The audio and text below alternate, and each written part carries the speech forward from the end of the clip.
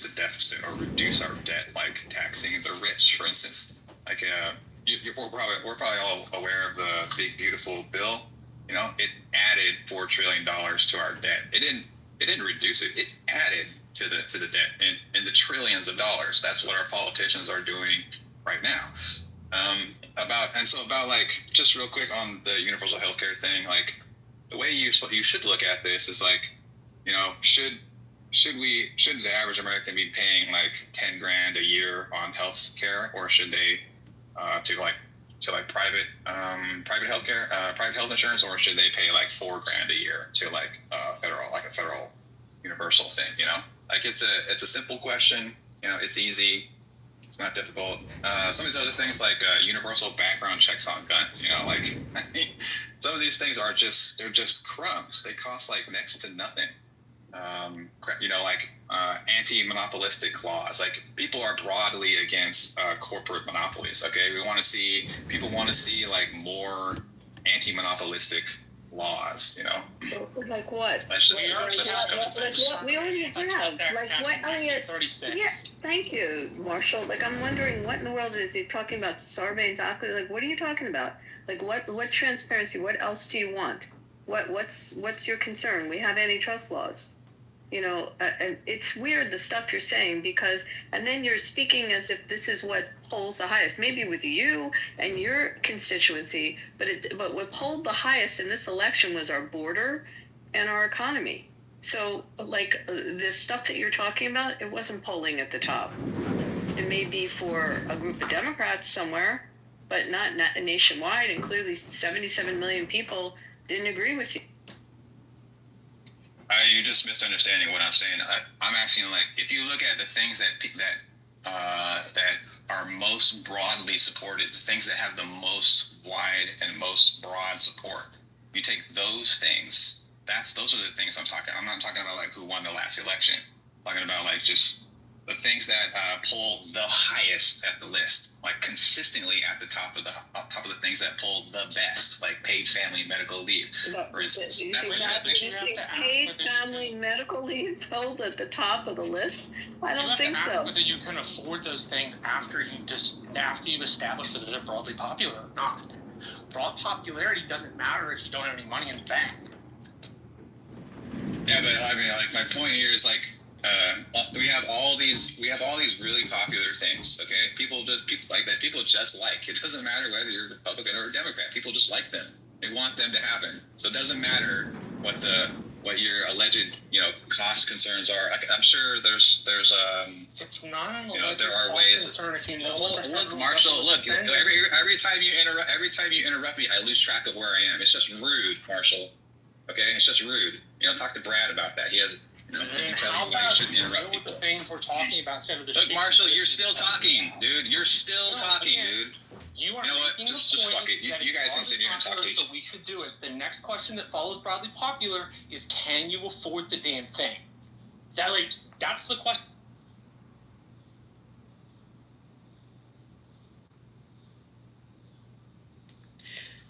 Well, I think it's. I know there's a lot of people in my country that feel the same way as him. I mean, I think a broader question is like, does your average citizen have enough good access to accurate information to know what to demand from the government? So I know that economics is a very difficult field. There's a hell of a lot of moving parts to it, Yeah, there certainly are. Like I said, it's not necessarily about whether it polls well, it's about whether you can do it. Something may poll well, right, and you may really want it, but what if you can't afford it, or what if you can't do it?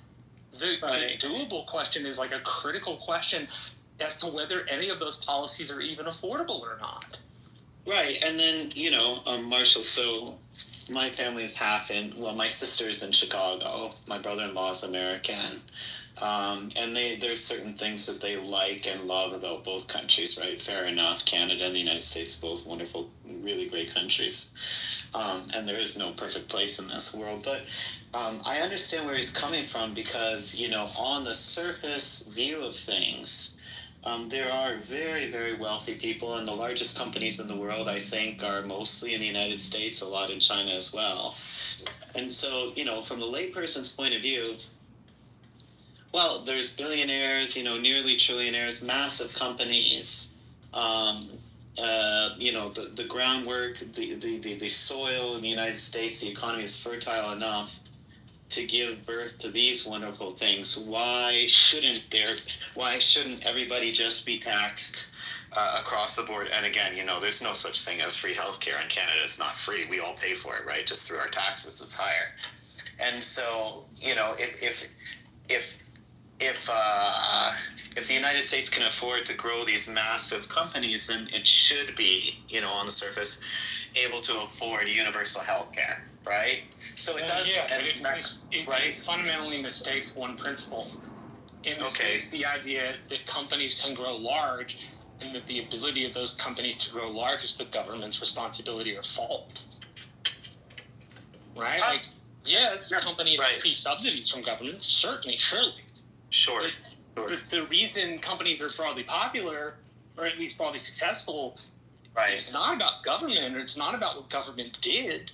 Right. It's about what the market did. And I think one of the problems is people associate that wealth belonging to the government, and it doesn't. It belongs to the government. Right, but in Canada, right, it's the people that pay for the health care, right? Just as an example, right? So we all get taxed. And then if there is this broad support, if everybody, like he's saying, if like 70% of the United States population is saying, hey man, just go ahead, tax me $4,000 across the whole board, tax everybody here the same amount, then let's just go for it. This like general, base level healthcare, right? And then if you want something better, then you can go, you can buy additional healthcare. I think $4,000. I hate the argument. You don't think so? Boils it down to it would be $4,000. No, it wouldn't. They would tell you to be $4,000, and then when the government decided to hike the price, guess what? You have to pay whatever the fucking hike price was. Right. I don't know. I have to check.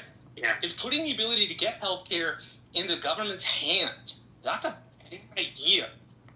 If the government has the ability to hold and deny healthcare, then where else are you supposed to go? And if you have a nationalized healthcare system, that's exactly what that is. The government. Yeah, but a lot of things are nationalized. Right? Yeah, but there's a lot of things that are nationalized, right? Like the roads. Right? So I do understand the slippery slope thing. Like, don't give the government too much money or else they'll mismanage it. And for sure, it's a problem here in Canada, for sure. And governments have proven time and time again that they do mismanage money. Wait a minute. Our federal government doesn't manage all the roadways. Like, see, again, it doesn't. Correct me. Yeah. I don't know. The national highway system is managed by the federal government, but the road I'm currently fucking on right now, the county road, is not managed by the federal government. This is why the universal health care plan in Canada, which is actually kind of a misnomer, it's crumbling at its big hands right now. And again, I'll do the room on this. I don't know why people constantly want to deviate. And the fucking Canadians always come up and go, we have universal health care. No, you have a welfare country that is existence upon the U.S. for it. Well, I think it's a bit more complicated than that, Brad. Come on. I mean, to be fair. Why? Why do you think it's more complicated? Your infrastructure projects are at the behest and mostly dominated by the U.S. markets and companies, right? I don't know. 50% of shipbuilding. I'm not a specialist in it. I do know that if we turn off our energy, you guys go dark. No, that's actually the inverse, because we actually did that once. Niagara Falls went dark. It had a brownout early 2000s. It affected the entire seaboard, eastern seaboard, out to the Midwest. I think we're going to get into a chest bumping match here and get off topic, but if you want to be more detailed, go ahead. It's if you continue to interrupt me, I just move you down and I don't care at that point. But and then you win. I'm damn right, it's my room. So, again, we had this happen with Niagara Falls. It went to a brownout. The power shut down. Canada was screaming, and it was just a little switch in Ohio that caused that problem. The U.S. controls the majority of the oil. You do provide oil, but you don't provide it east to west in your country. You rely on the United States to do that, particularly 3 states, Montana and the Dakotas. So you don't even have a national pipeline to actually. What's your point? What's your point? So again, here, let me show you this. This is where Canadians just need to be in the audience. I don't like you guys. I really don't. Clubhouse has really made me think I can't stand Canadians. I don't know what it is. I used to date and chase Canadian girls when I was a teenager in high school. I thought they were all crazy because they were, I'm going to be honest, they're the ones that let you feel them up and they put out the most. But quite frankly, no, I've really grown to detest Canada. And it's not because of Trudeau.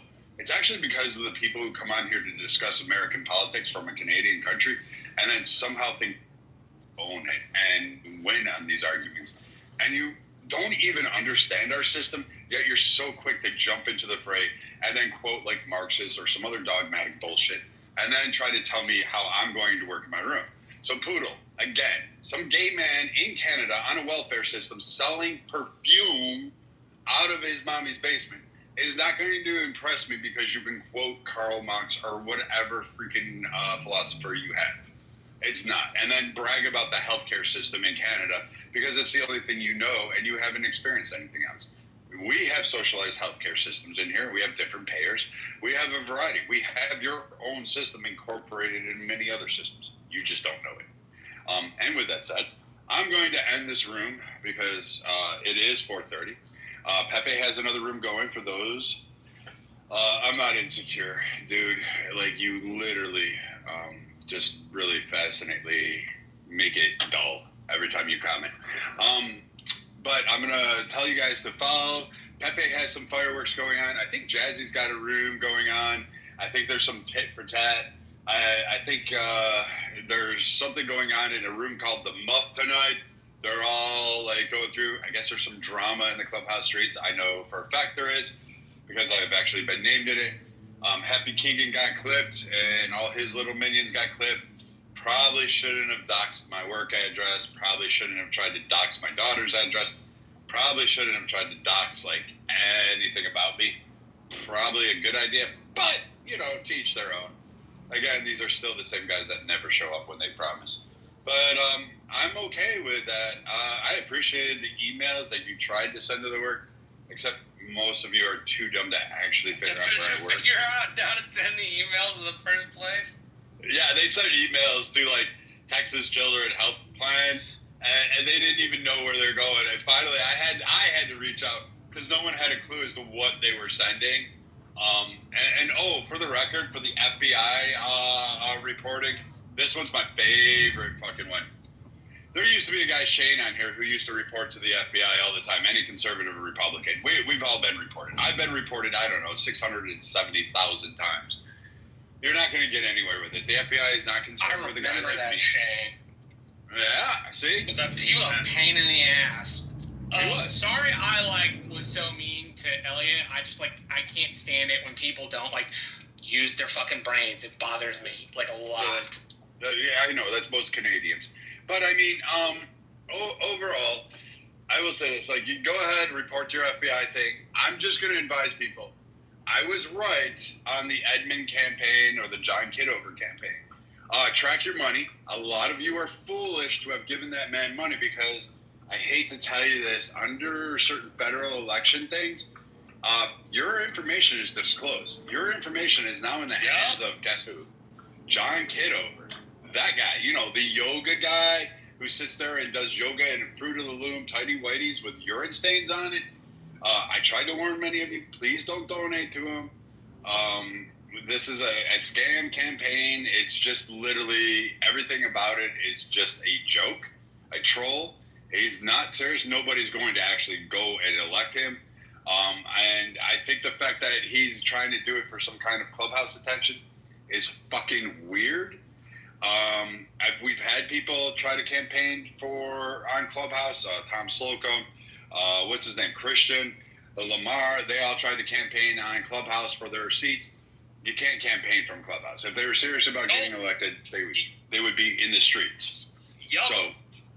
So when you hear this, please stop going into Kitover and trying to follow him. And most of you, careful with what he says, because he's got a public office there. He's open to slander. He's open to criticism. He decided to put his name on that. And yes, it is a scam. And yes, I will call it out. And no, there's nothing he can do about it. Is there anything else, Patricia, Marshall, you guys want to add? No, I can't think of anything. You said everything I want to say. All right. And with that said, I hope to see you guys on the streets out there. You guys take care. We may do another room Monday, so be aware. 1 o'clock Monday. I think we're going to stay in this format. We'll keep doing as many rooms as we can, and hopefully we'll have another great conversation. And just remember, Patricia, she's a queen in here. You got to give her respect. She's going to chop you. She's mean. Like, shit. Stop pissing off the ladies in this room. With that said, this is the Political Compass, and we'll see you out there. Make sure you go vote. Make sure you get involved. Take care, and we will see you guys later.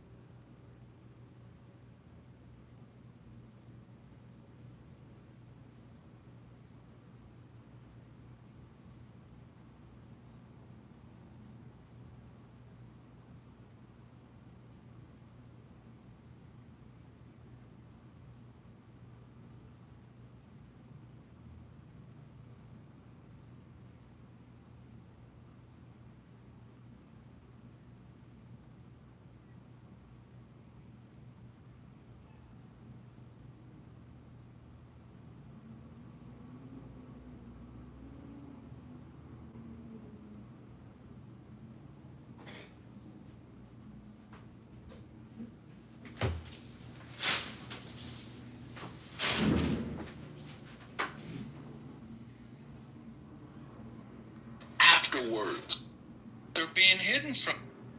Makes me more curious and more more focused on. I think we need to see what is being hidden from us, and I don't know how we're going to find out what the quid pro quo was to get Ghislaine Maxwell the cushy treatment, which is a violation of the protocols of the Justice Department that she's being held in. But then violating protocols is a specialty of the Trump administration and Donald Trump, so it's not all that surprising. But I'd like to, it's something that ultimately needs to be discovered and needs to be learned by the American people. And I'll land there. Thanks. To your point, Alex, I fear, and I would not be surprised if my fears prove true, that whatever the Oversight Committee ultimately releases in with regards to the files that they received today will be unsatisfying. I almost made up a new word. Unsatisfying to the people who have a thirst for knowledge over this issue. I hope I'm wrong, but I fear that I am right. I think what we're seeing today with these Maxwell transcripts is just a precursor to all of that. And the way that interview was conducted, by not asking the question that I suggested should have been the very second question, and Chris just articulated as well. If there is no list of people who participated in this depravity of defiling minors, young women and teenagers, maybe children, what do you know about it? You were there. If that question is not asked, was the non-asking of that question an omission, or was it a commission? Seriously, how could you not ask that question? It's beyond credibility that a person of that stature conducting an interview of such great importance and of such great interest to the American people who ultimately the government works for. And I think we as Americans have a right to demand that these individuals be brought to justice, or if the statute of limitations has run out, at least bring them to justice in the public sphere. That question wasn't asked. Omission? Are you that incompetent that you don't ask the logical follow-up question that even Chris, who's not, as he pointed out, a journalist or an investigator, would know to ask? To me, that's an act of commission, not an act of omission. It appears to be omission, but I think it's commission. So by commission, you mean extending the cover-up? Yes, of course. Okay, it's just a word I don't normally use, commission and omission. Right. I don't normally use it either. I don't normally use it either. But in this case, look, you can lead a witness.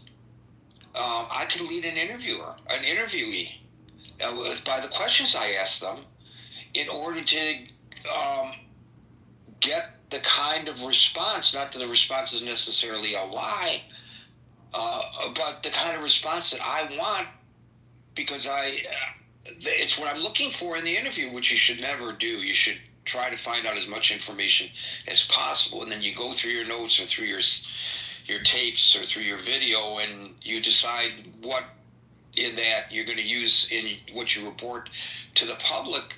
But you don't try to hide things. You don't try to avoid asking questions.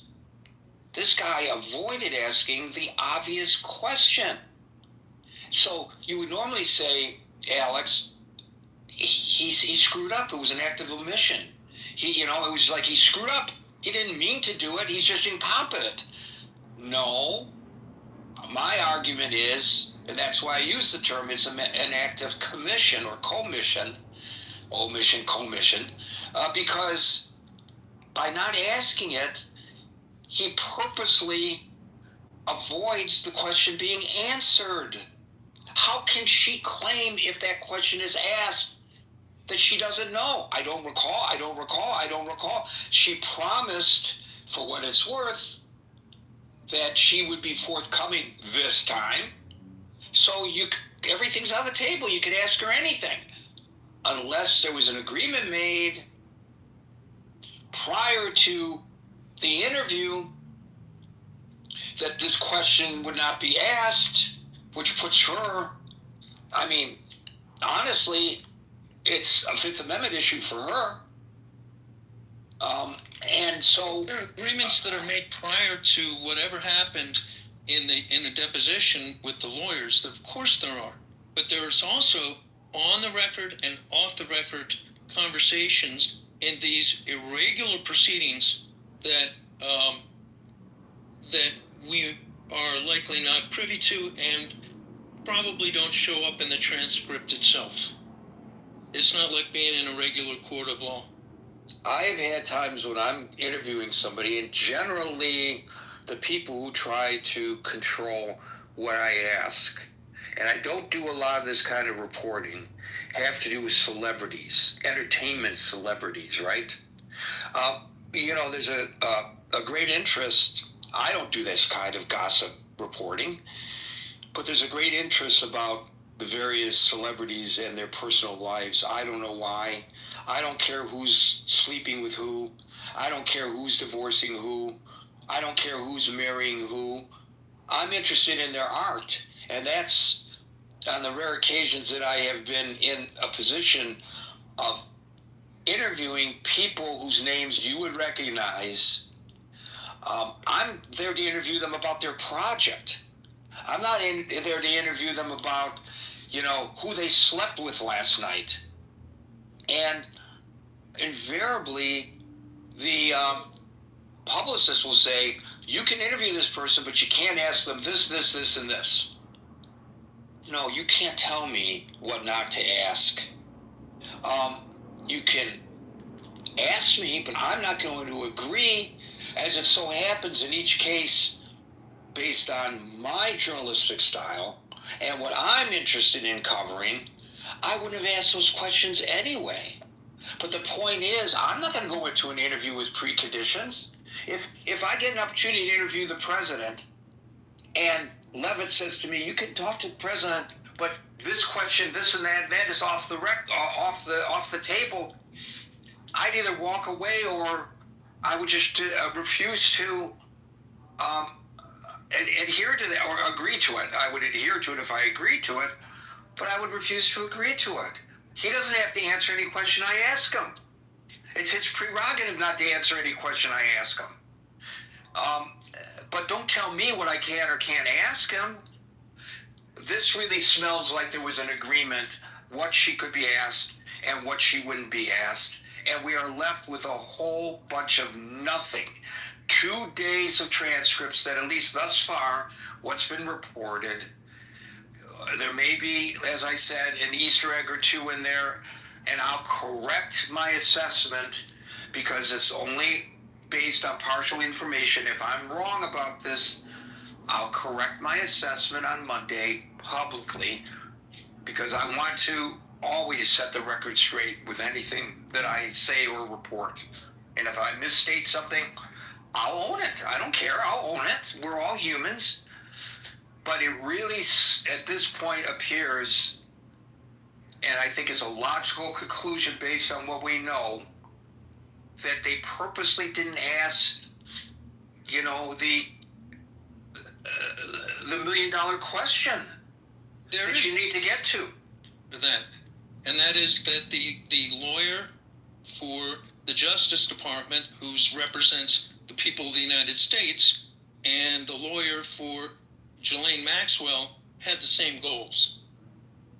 Well, herein lies an issue that we have seen in the previous Trump administration, the way he viewed Bill Barr, and we're clearly seeing it in this administration. You see, what you just said is true. The Justice Department represents the people of the United States, not the President of the United States. But in this administration, I think that every department is greatly influenced by the desire to represent what is best in the eyes of the president. And of course, that leads to additional questions about what the president knew, not to suggest that he was involved in anything, but what he knew about his longtime, very close friend. They had a falling out, Jeffrey Epstein. Thank you, Alex. We'll move on. Scott. Thank you. Scott. Sorry, guy. I was. That's okay. That's okay. Couldn't find my button there. Yeah. Well, look, I don't know if they're hiding the truth or not. Very interesting guy. That she seemed to go out of her way. I mean, it's pretty funny, the whole thing about, oh, I just admire his achievement of becoming president. I mean, this is hilarious, right? I mean, look, I mean, I don't think you have to be a genius to see what. I mean, I think it seems the implications here. This, you know, she got moved to a country club for, you know, trying to help dispel the Epstein, you know, the Epstein mess, which is really becoming a mess. I mean, I think this is interesting. It's one of these things that we've said before. You know, so many of the issues with Trump are, because we're just so partisan, it doesn't really matter, right? He sends troops to D.C., right? If you're anti-Trump, you know, as I am, I try to be fair, but, you know, I'm a Democrat, and people know my thoughts on a lot of things. I try to be fair, though.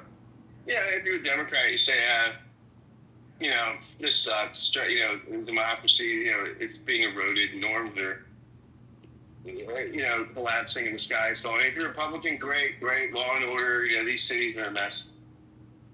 Everything seems to go so partisan, except the Epstein thing, right? Because as we said before, this is religion. So a lot of his base, this is something that they believe, right? That you know, the conspiracies and the elite and the, you know, the child pornography. Well, wait a minute. This is not a conspiracy. This is on the record. There are convictions. You're right. Now, I'm not saying this is a conspiracy.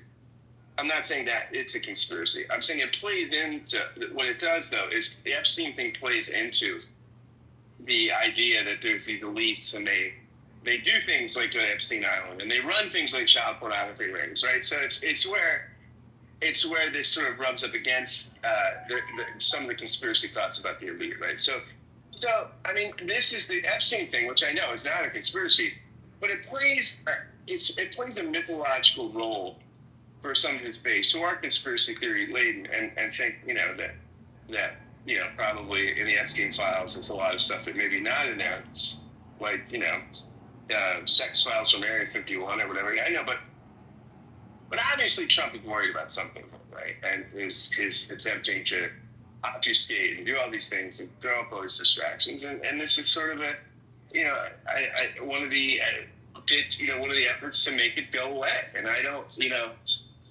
we'll see. I mean, I think this is not, I mean, I don't think her coming out and saying Trump is fantastic is going to end the story yet. But we shall see. Thank you, Scott. I'm going to let Marshall get his critical thinking forum legs before I go to him, because you know, he's coming in mid-stride, and go to Murad first and then back to Marshall. Murad.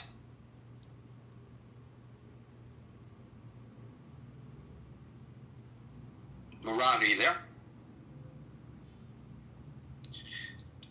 Okay, we'll jump to Mojo. Hey Gary, it's Mojo. Thanks for having me up. I think that these Epstein files implicate so many people, from Bill Gates to Bill Clinton to 100 other people, and including women who may have been involved in philandering and abuse. So Thomas Massie, Ro Khan, and 6 other representatives have signed a co-sponsored bill to bring onto the floor before Speaker Johnson by mid-September, and September 3rd or mid-September, they're planning on bringing 9 victims of Epstein to the steps of Congress, where they're going to interview them and let them give their stories. So justice is coming, though it is slow. And I agree, it is for the victims, and hopefully the perpetrators will face justice. However, I just view a lot of this as Trump derangement syndrome. I know there's a lot of photos of Trump with Epstein and Ghislaine, but I think a lot of people don't realize that Epstein got everybody. So for anybody, to project all of this onto Trump is absurdity, because there's hundreds of people involved in this. So in my opinion, anybody who is, all Donald Trump all the time, you have to realize there's a lot of other criminals involved in this that may supersede Trump. Trump may not have been involved in any of this sexual abuse. And hopefully Pam Bondi, who I think might be a little slow, in terms of bringing justice and her operations, I think nonetheless, with Kash Patel and Dan Bongino bringing down Bolton today, I think a lot of deep state actors and a lot of billionaires who are funding the super PAC to defeat Thomas Massie are very worried about legal repercussions, and they are lawyering up. So this is Mojo. Thank you, Gary. And Mojo, let me ask you this though: if this is Trump derangement syndrome, right? If that is to be the case, I mean, what? But why is Trump? If he's not implicated, and so many people are implicated, people that he doesn't like, people like Bill Clinton, people like Bill Gates, if all these people, these elites that his base doesn't like, that he doesn't like, are implicated, why isn't he leading the charge to release the damn shit? Why is he being so cagey? Why isn't he just forthright? Why doesn't he just end the story tomorrow and say, I'll go on Fox News Saturday, I'll come on and I'll read the files myself, okay? Why is he being so cagey? Mojo, I'll say it again, because it's not just Trump. There's hundreds of people, and these are national security files. So he's protecting these elites, you're saying? He's protecting the U.S. government, and he's protecting contributors to his campaign. There are people that contributed to his campaign because they want these files never released. So that's why he's not releasing the files, and it's not up to him. It's up to the Department of Justice and his trust and faith in Pam Bondi, and today she did take action. They are preempting what Thomas Massie and Ro Khan are putting before Congress and Speaker Johnson. They're getting ahead of. Wait a minute, are you suggesting that the Justice Department is acting independently of the White House in releasing these Maxwell transcripts and audio file? I think they are coordinating this to get ahead of it, because they know that Thomas Massie is putting forth a co-sponsored bill to Speaker Mike Johnson and forcing a vote on the release of the Epstein files. So they are going to redact and claim it's national security and prevent the September co-sponsored bill from taking place. Except those files, unless you're talking about other files, I don't know what was delivered, were delivered to the House Oversight Committee today, and the Oversight Committee said that they will be released but redacted to protect the victims anyway. So what is there to get ahead of? I just told you Thomas Massie is putting forth a co-sponsored bill. Right. I heard you say that. How is that bill, how does that differ from what the Oversight Committee has already stated that they will do? In other words, why is that bill even necessary? Perhaps that bill is just grandstanding. Well, what I'm saying, that what the Department of Justice did today preempts the September bill. So they're trying to get ahead of this by redacting it and saying, what are you putting a co-sponsored bill for before the floor? We've already released the files. So that's what they're doing. They're essentially preparing the cup. So you know what? I would say that if you were a Democrat, I would accuse you of Trump derangement syndrome for the comments that you just made. I'm trying to accurately describe the situation as I best observe it, Gary. I know, but you were the one who admonished people not to put all the blame on this on Trump, and then you pretty much put all the blame on this on Trump. And I don't think anybody has suggested, and I have said quite the opposite several times today, many times in the past, but since it was lost on you, maybe you weren't in the room at the time, I have said that in this forum, I have been steadfastly adhering to my role as a moderator to not allow anybody to allege that Donald Trump has done anything illegal in spite of his past close personal relationship with Epstein, and then you defended against that accusation that was not made. That was not made on at least not on this stage, maybe elsewhere. Well, I'm but pretty not sure here. I heard Merrill attack Donald Trump as being a pedophile. No, he did. She did not. She did not. She attacked Trump, but those words never came out of her mouth.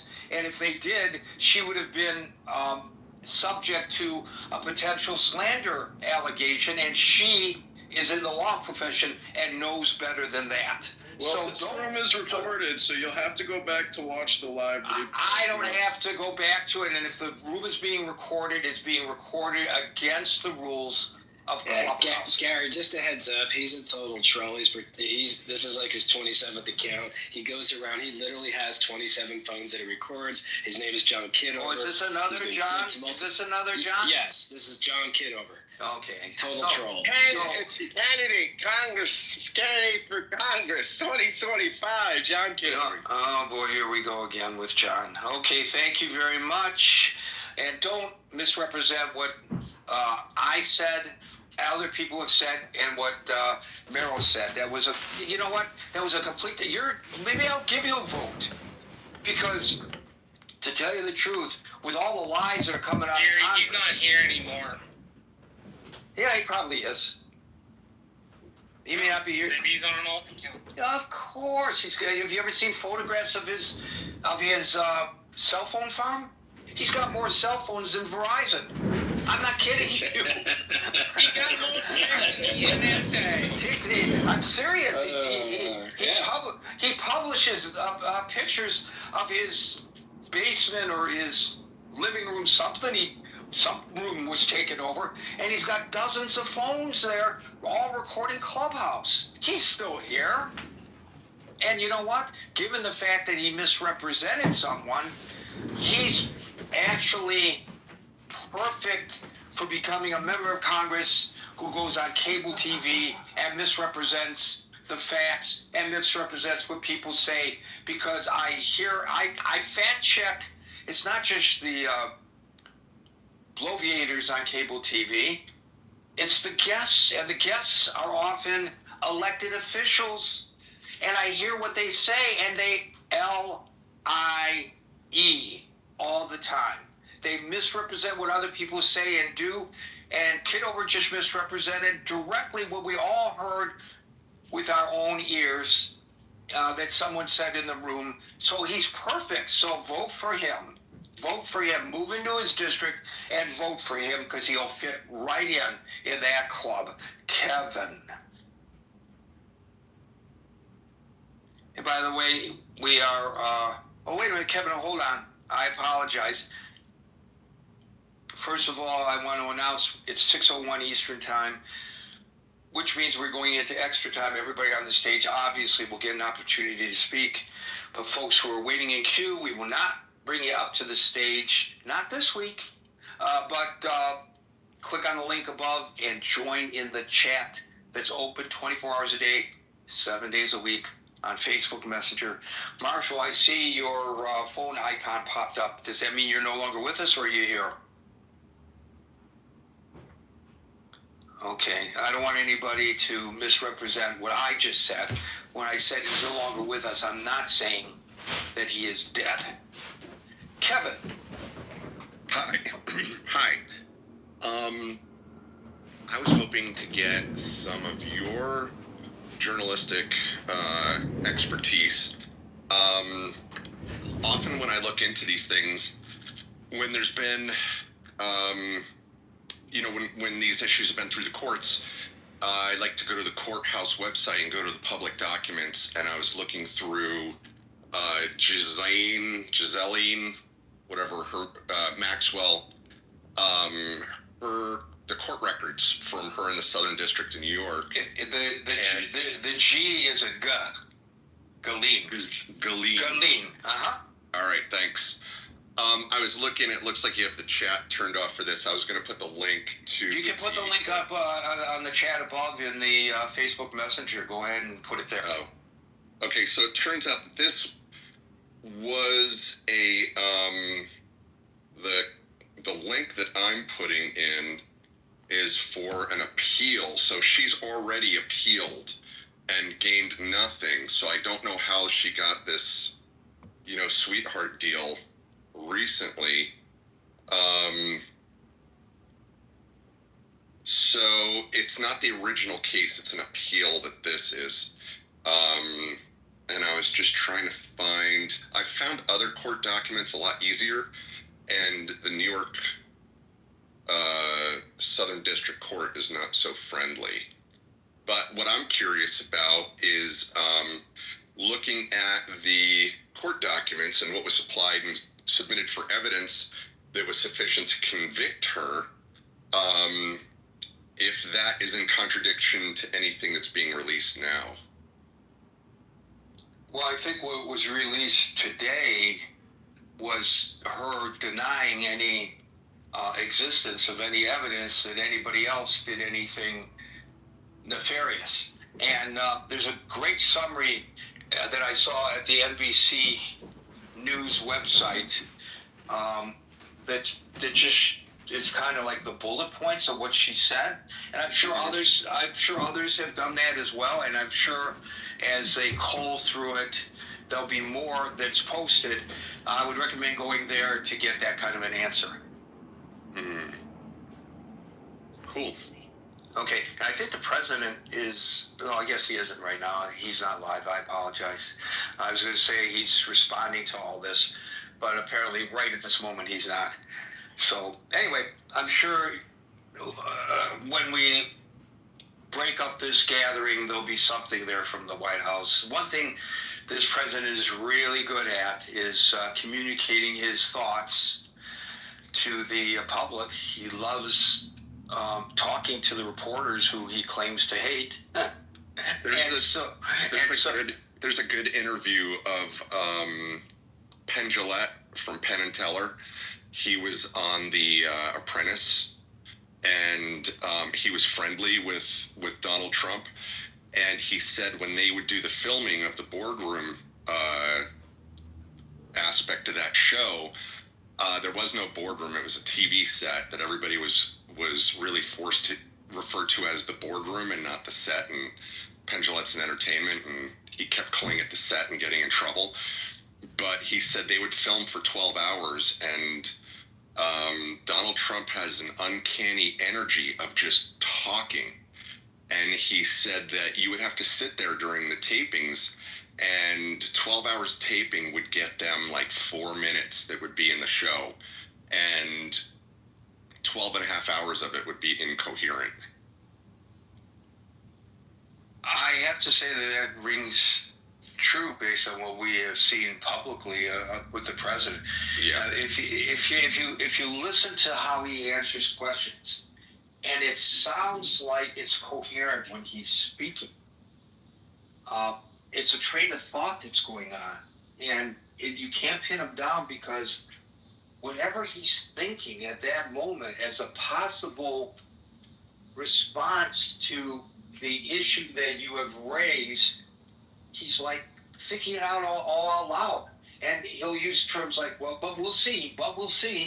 And so, but then, since he's the president of the United States, traditionally, when the president makes a pronouncement such as that, he's sending some kind of a signal, sometimes to adversaries like Mr. Putin, for example. But it doesn't mean that that's really where he lands on an issue at that moment. It just means stuff's coming out of his mouth. Yeah, there's another bit of journalism that's come out recently that I need to go back and fact check, but it's about a modeling agent in France that was repelled from France. He wasn't able to work anymore because he had sexual inappropriate charges in France, and he wasn't able to practice anymore. So he came here and he was working for Jeffrey Epstein, and one of the talent that he was managing working under Jeffrey Epstein was Melania Trump. And he's the one that introduced Melania to, and Melania was basically a indentured servant under this guy and released into Trump's matrimony.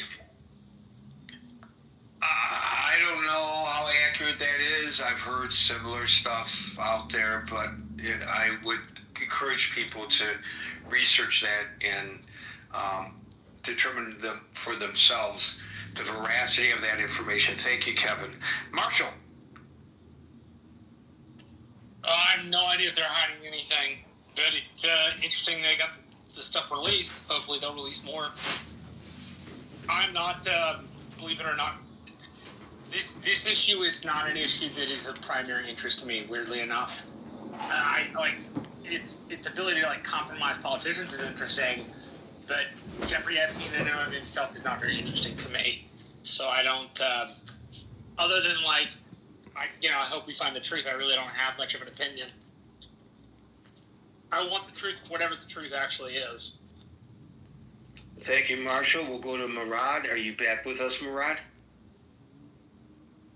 He left the stage. He came back. There you go, buddy. Good evening, Gary. Good evening, Merrill, Marshall, Scott. Gary, it was 2 hours ago that for the first time I heard the name of Maxwell. I was so tired I didn't study about it. But I have a short suggestion as a title for Monday, because we are in expose of second war between Iran and Israel, and it affects all the world. That's a suggestion, if you can, for Monday topic about Iran, the war between Iran and Israel. Thank you very much, Gary. I'm in the audience. Thank you. David.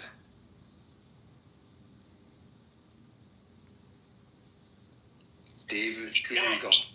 Yeah, hi, Gary. I got on stage a little late, but I think there's an absolute attempt, obviously, to shield and hide what might be in these transcripts. And anytime you take time to release something as volatile as this, and look, I mean, Biden had a chance to potentially lampoon Trump when he was in power, when he was in office. He had all the levers of the intelligence apparatuses, and nothing happened then. Either there's stuff that links not just Trump, as been alluded to in the stage here, but other powerful individuals. Recall it was this potential arrangement or friendship that Bill Gates had with Epstein that led to the divorce of his wife of many years, Melinda Gates. Maybe her female antennae or her spidey sense indicated that there was something wrong with that relationship to where she couldn't stand it and cost him billions of dollars in a divorce. So you don't take down these people very easily, Gary, without there being a lot of collateral damage.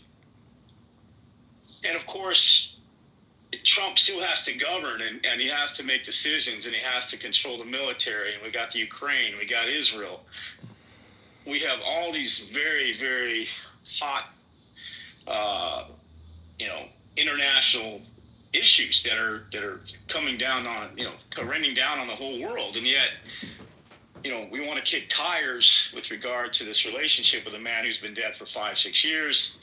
But I think the proof's in the pudding. The relocation of Ghislaine to that, as Scott called, a country club, says it all. I mean, look, this woman knew everything. She can pin things on people. And, were it not for the pardoning ability of Trump, whether or not that'll happen remains to be seen. But I think ultimately, Gary, this would not vote, even if Trump is named in there. Can you imagine the scandal? Can you imagine, what would happen? How would we arrest this guy? How would we bring up charges against him? He's marshaling the military to oversee Washington, D.C. as we speak. So who's gonna come after him? Who's gonna make the call? So that's embarrassing him, other than maybe not, killing the Republican Party for years to come, killing the potential candidates that are siding with Trump right now, which is Vance, Rubio, and the like. It's dead on arrival, in my opinion. I don't think it goes anywhere. So I agree with the one caller who mentioned the co-sponsored bill by Ro Khanna and Massey coming back into session. I think they're going to try to, force their hand there. And of course, Mike Johnson's got to eventually face that down.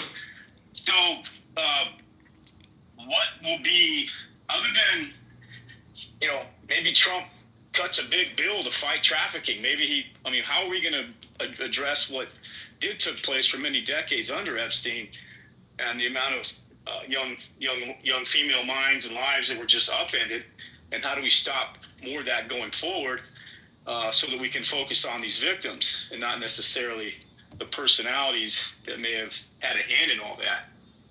So if Trump falls, everybody else falls, and I don't think those other folks want to fall in tandem with Trump, and therefore nothing's going to get found out. Mohan. Thank you, David. A previous caller made some serious accusations about the relationship between Melania and Trump and how they met.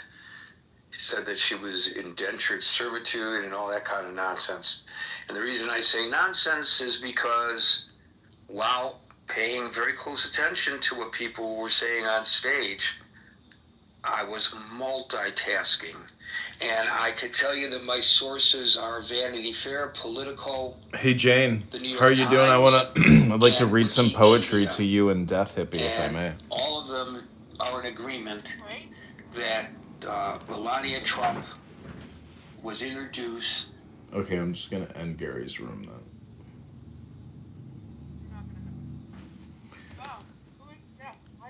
I'm Jane. Hello, Jane. Yeah, Jane. I'm nobody. You're both great friends of mine. Death, Hippie and I have been texting for how long now, Death? A year? I have no idea. Maybe. Yeah, possibly. He's an encouragement. Yeah, Death Hippie is struggling to get her ship and her rockets launched. Am I correct, Death? Yes. Well, I hope this poem reading helps launch your rocket and organize your organizing. What do you want to hear? Do you want to hear Rumi? Do you want to hear Lao Tzu? Do you want to hear maxims and aphorisms? What sounds good to you? Rumi. I'll go with what Jane wants. Rumi, is it? Thanks, Steph. No worries. Okay. These are the quatrains. So part of this is a relaxation, meditation. Take the deepest breath of the day.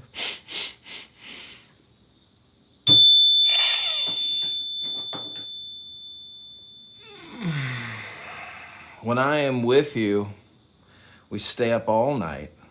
When you're not here, I can't go to sleep. Praise God for these two insomnias and the difference between them. When I die, lay out the corpse. You may want to kiss my lips, just beginning to decay. Don't be frightened if I open my eyes.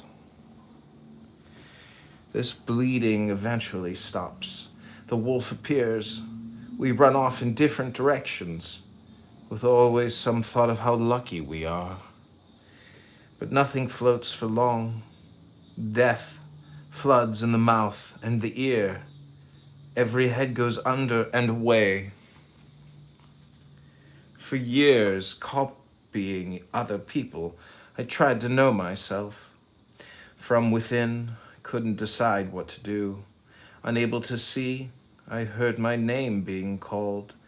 Then I walked outside. Today, like every other day, we wake up empty and frightened. Don't open the door to the study and begin reading. Take down a musical instrument. Let the beauty we love be what we do. There are hundreds of ways to kneel and kiss the ground. The breeze at dawn has secrets to tell you. Don't go back to sleep. You must always ask for what you really want. Don't go back to sleep. People are going back and forth across the doorsill, where the two worlds touch. The door is round and open. Don't go back to sleep. Take someone who doesn't keep score, who's not looking to be richer or afraid of losing, who has not the slightest interest even in his own personality. He's free. Out beyond ideas of wrongdoing and right doing, there is a field. I'll meet you there. When the soul lies down in that grass, the world is too full to talk about. Ideas, language, even the phrase each other doesn't make any sense. I would love to kiss you. The price of kissing is your life. Now my loving is running toward my life, shouting, "What a bargain! Let's buy it." We have this way of talking, and we have another. Apart from what we wish and what we fear may happen, we are alive with other life, as clear stones take form in the mountain.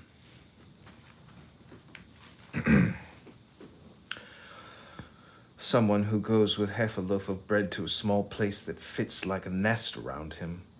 Someone who wants no more, who's not himself longed for by anyone else. He is a letter to everyone. You open it. It says, live.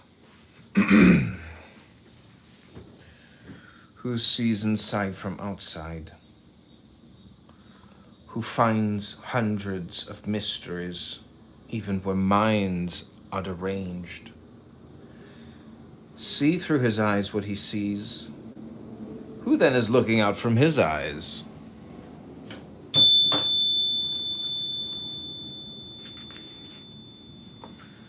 The clear bread at the center changes everything. There are no edges to my loving now. I've heard it said there's a window that opens from one mind to another. But if there's no wall, there's no need for fitting the window or the latch. We take long trips. We puzzle over the meaning of a painting or a book, when what we're wanting to see and understand in this world, we are that. Welcome, Scott. We're reading Rumi. Does sunset sometimes look like the sun's coming up? Do you know what a faithful lover's like? You're crying. You say you've burned yourself, but can you think of anyone who's not hazy with smoke? Daylight, full of small dancing particles and one great turning, our souls are dancing with you. Without feet they dance. Can you see them when I whispered in your ear? They try to say what you are, spiritual or sexual. They wonder about Solomon and all his wives. In the body of the world, they say, there is a soul, and you are that. But we have ways within each other that will never be said by anyone.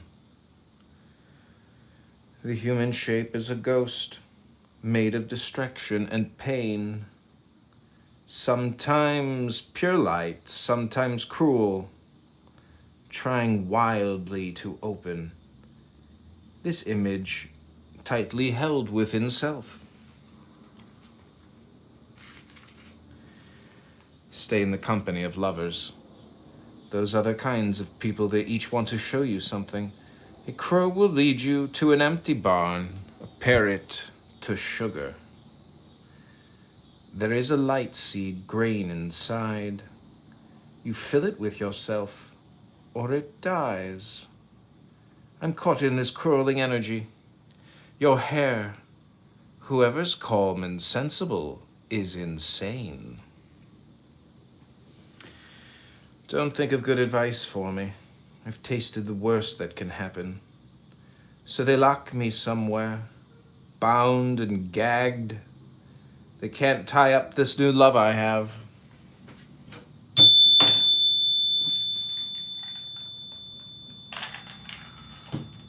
You don't have bad days and good days. You don't sometimes feel brilliant and sometimes dumb. There's no studying, no scholarly thinking having to do with love. But there is a great deal of plotting and secret touching, and nights you can't remember it all. The Sufi opens his hands to the universe. He gives away each instant free. Unlike someone who begs on the street for money to survive, a dervish begs to give you his life. There's a stranger frenzy in my head of birds flying, each particle circulating on its own. Is the one I love everywhere?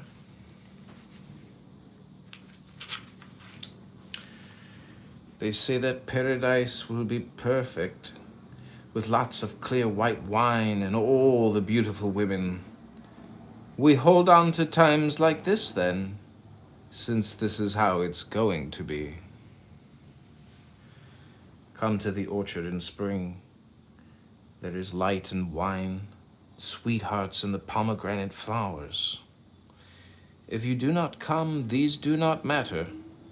If you do come, these do not matter. Poles apart. I'm the color of dying. You're the color of being born.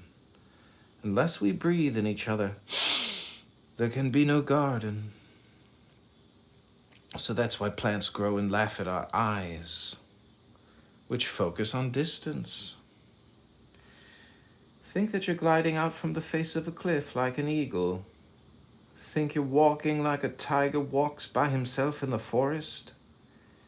You're most handsome when you're after food. Spend less time with nightingales and peacocks.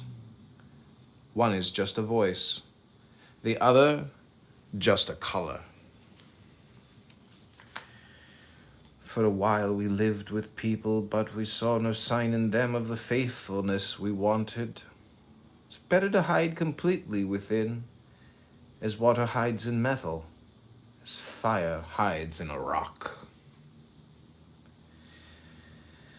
The mystery does not get clearer by repeating the question, nor is it brought with going to amazing places. Until you've kept your eyes and you're wanting still for 50 years, you don't begin to cross over from confusion. Welcome, Howard. We're reading Rumi quatrains. The minute I'm disappointed, I feel encouraged. When I'm ruined, I'm healed. When I'm quiet and solid as the ground, then I talk the low tones of thunder for everyone. I drink stream water and the air becomes clearer, and everything I do. I become a water wheel, turning and tasting you as long as water moves. In pain, I breathe easier. The scared child is running from the house, screaming. I hear the gentleness. Under 9 layers of illusion, whatever the light, on the face of any object, in the ground itself, I see your face. Today I am out wandering, turning my skull into a cup for others to drink wine from. In this town somewhere there sits a calm, intelligent man who doesn't know what he's about to do. I asked for 1 kiss, you gave me 6. Who was teacher is now student. Things good and generous take form in me, and the air is clear.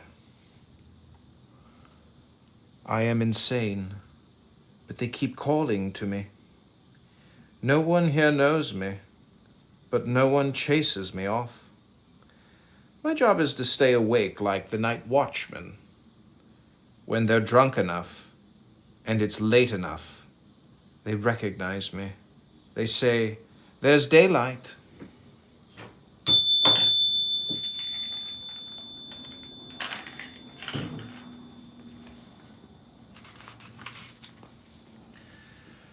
During the day I was singing with you.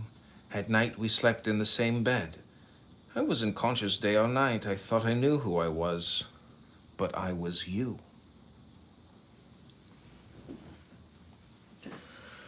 Drinking wine with you, getting warmer and warmer.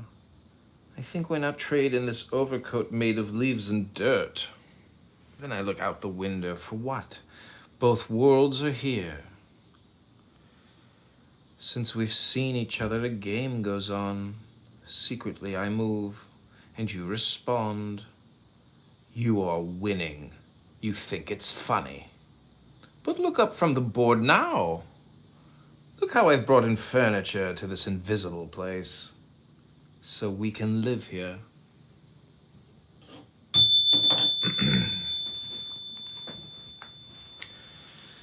The minute I heard my first love story, I started looking for you, not knowing how blind that was. Lovers don't finally meet somewhere. They're in each other all along. If you have any patience left, we know what to do. If you love sleep, we'll tear you away. If you change into a mountain, we'll melt you. If you become an ocean, we'll drain you.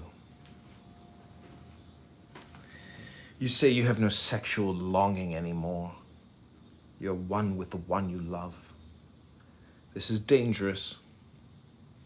Don't believe that I have a love like that. If one day you see a picture of how you think, you'll hate yourself openly.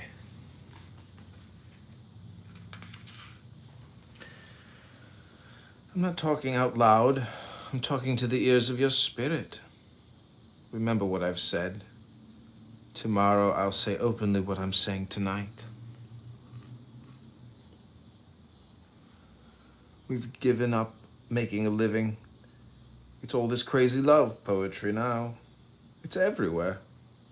Our eyes and our feelings focus together with our words. We have a huge barrel of wine, but no cups. That's fine with us. Every morning we glow, and in the evening we glow again. They say there's no future for us. They're right, which is fine with us. Do you think I know what I'm doing? That for one breath, a half breath, I belong to myself? As much as a pen knows what it's writing, or the ball can guess what it's going next. Do not sit long with a sad friend. When you go to a garden, do you look at thorns and flowers? Spend more time with roses and jasmine.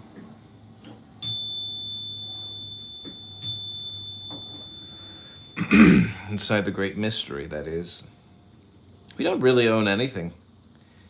What is this competition we feel then, before we go one at a time through the same gate?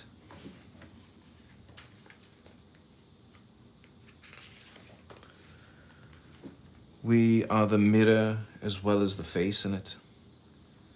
We are tasting the taste this minute of eternity. We are pain and what cures pain. We are the sweet, cold water and the jar that pours. At night we fall into each other with such grace. When it's light you throw me back like you do your hair. Your eyes now drunk with God, mine with looking at you. One drunkard takes care of another. We are walking through a garden. Turn away for a minute. You're doing it again. You have my face here, but you look at flowers.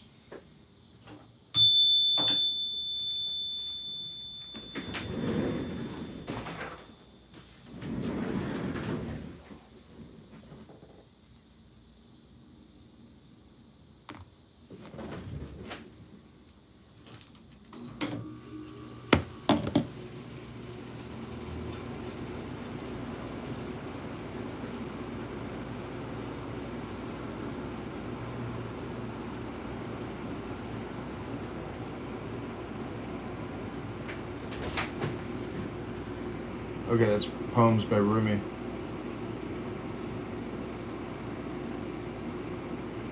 I hope this poem reading helps launch your rocket.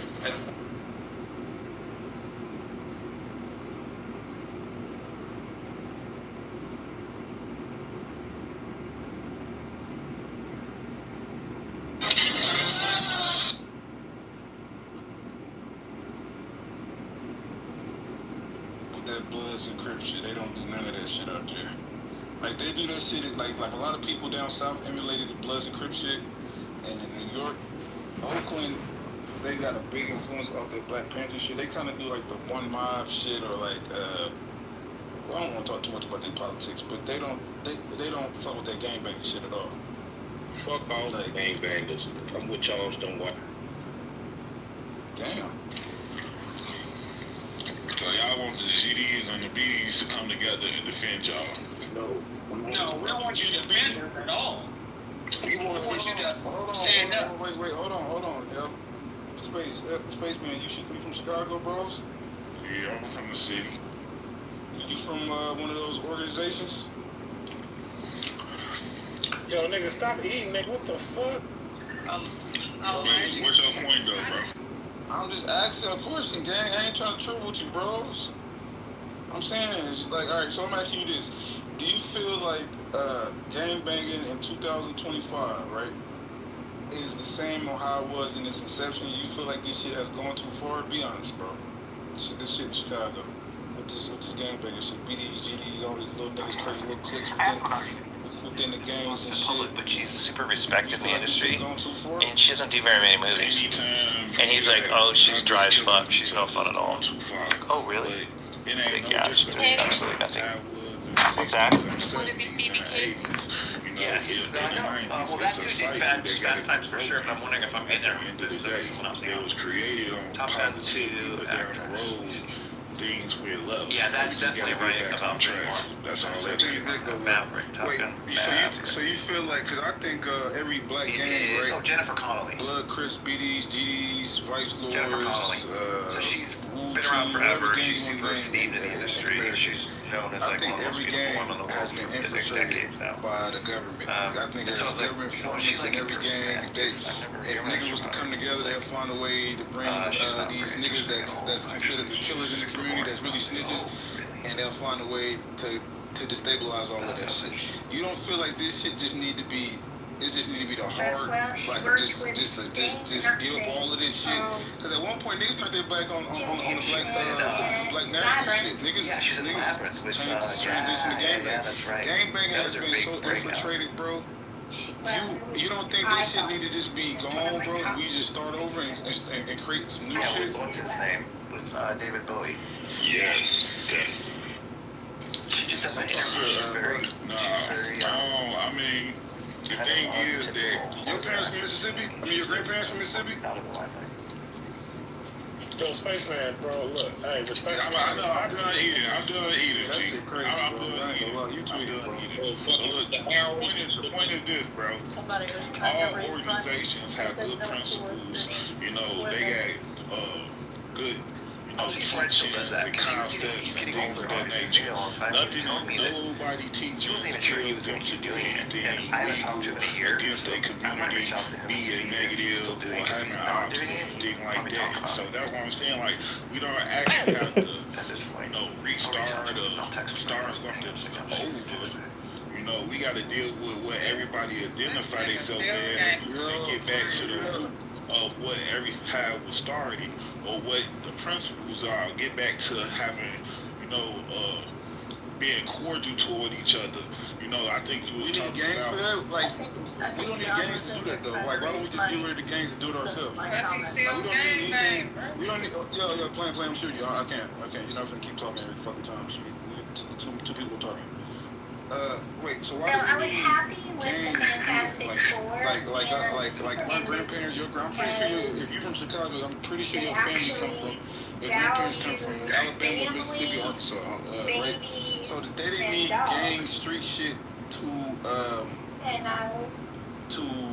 have these principles and positivity. Why don't we just get rid of the gangs? Like, there's no use for it. We can do that as men and women. Because I think when you're saying gangs and an organization, it's two different things. It's not an organization. It's a lot of brothers. Y'all can't stop no shit that, listen, if these young niggas want to do something like for example, He acts just like my dog, total spaz. Like, he's acting exactly like my dog. We're laughing about how similar they were. Like, my dog is super energetic and playful. Y'all don't got, it's not organized because if these young niggas want to do some shit, there ain't nothing you niggas, older niggas can do about it. You niggas is just old or something. There ain't no structure. That's not true. He gets his ass kicked. That's not true because he's like on the ground. He's like half dead. Of different brothers from different organizations, the dog runs up to him and starts jumping around. Bringing brothers together. He's not talking about that. He's like, I'm not half dead. I said right now, there ain't nobody in any of these gangs, these big homies, that can stop these young niggas for doing something. The fact that a grown man, the OGs, can't stop something from happening means that it's not organized. You know that, right? So you keep saying organization when it's not organized. They're not organized at all. You niggas can't stop nothing. You keep bringing up, okay, when it's all said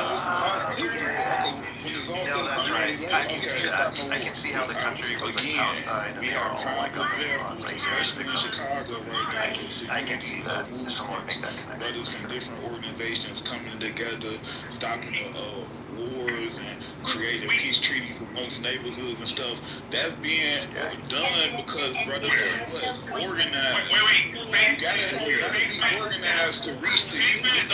So hold on. So if you can create a dynamic in a community where you got two rival organizations or two rival gangs, like y'all was saying, and you can bring them together and create a peace treaty amongst them, and it's the older brothers that's interjecting in the situation. Yeah, but I'm saying, serious. They've done that for so many years.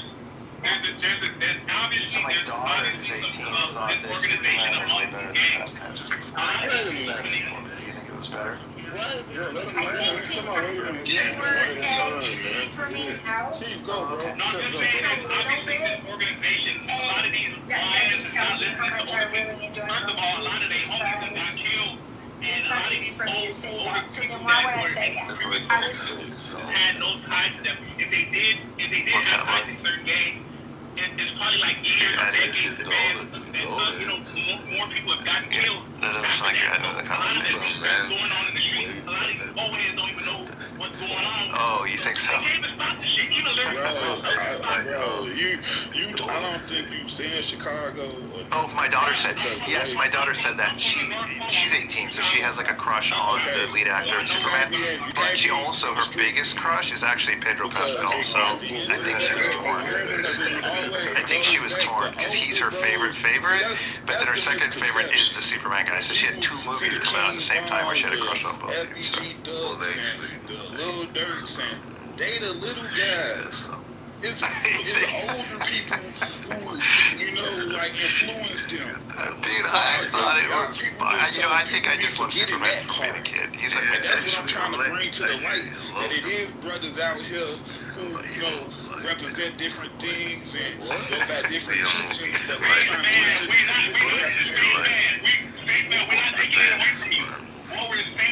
Which one? Oh, I haven't seen any of the ones between the old ones and this new one. I haven't seen one between them. Like there's 2 or 3 that took place in the last 10 or 15 years. I haven't seen them. You have people from making Cobras and all these other people, in one game. So there's no organization. So what are you talking about? And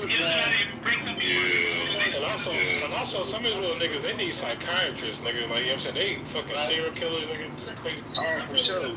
A lot of mental health issues in the hood. So, Spaceman, let me ask you a question real quick. To this point, though, because listen. See, these niggas is living in delusion, and it's cool. Like, if niggas don't want to listen, all right, cool. That's how I treat niggas, right? But what happens is life gonna teach you niggas the hard lesson. So if niggas don't actually be real about what's going on in 2025 with this gang structure and shit, and how this shit is fully infiltrated by the government, and there's no real structure, right? Nigga can't stop nothing, right? So until niggas realize that, what's gonna happen is they gonna come in. No, I'm good. They're gonna come in and infiltrate. They're gonna come in the community, create laws to lock you niggas up, and you niggas y'all gonna be organized for the state. You niggas gonna get up every morning, my nigga, and you gonna be working for 5 cents a day, all right? And you niggas gonna be cool with that organization, because on the streets, it was crazy. In prison, these niggas know how to follow organization, right? You niggas don't be right? And like we go to the pen. It don't be no blood versus crib, it's black versus white versus Hispanics, black, right? But then as soon as these niggas get on the street, it's no organization. So nigga, so what's gonna happen is, if nigga can't come to grips in 2025, you know who's gonna be honest with you and apply some pressure, right? Trump, right? These niggas is gonna enforce laws, nigga, enforce bills, lock you niggas up, gentrify you niggas out your grandmama house and your mama house. Right? And there ain't gonna be no black community in Chicago no more. Well, there ain't no black community now. I think the problem is we're approaching this thing backwards, man.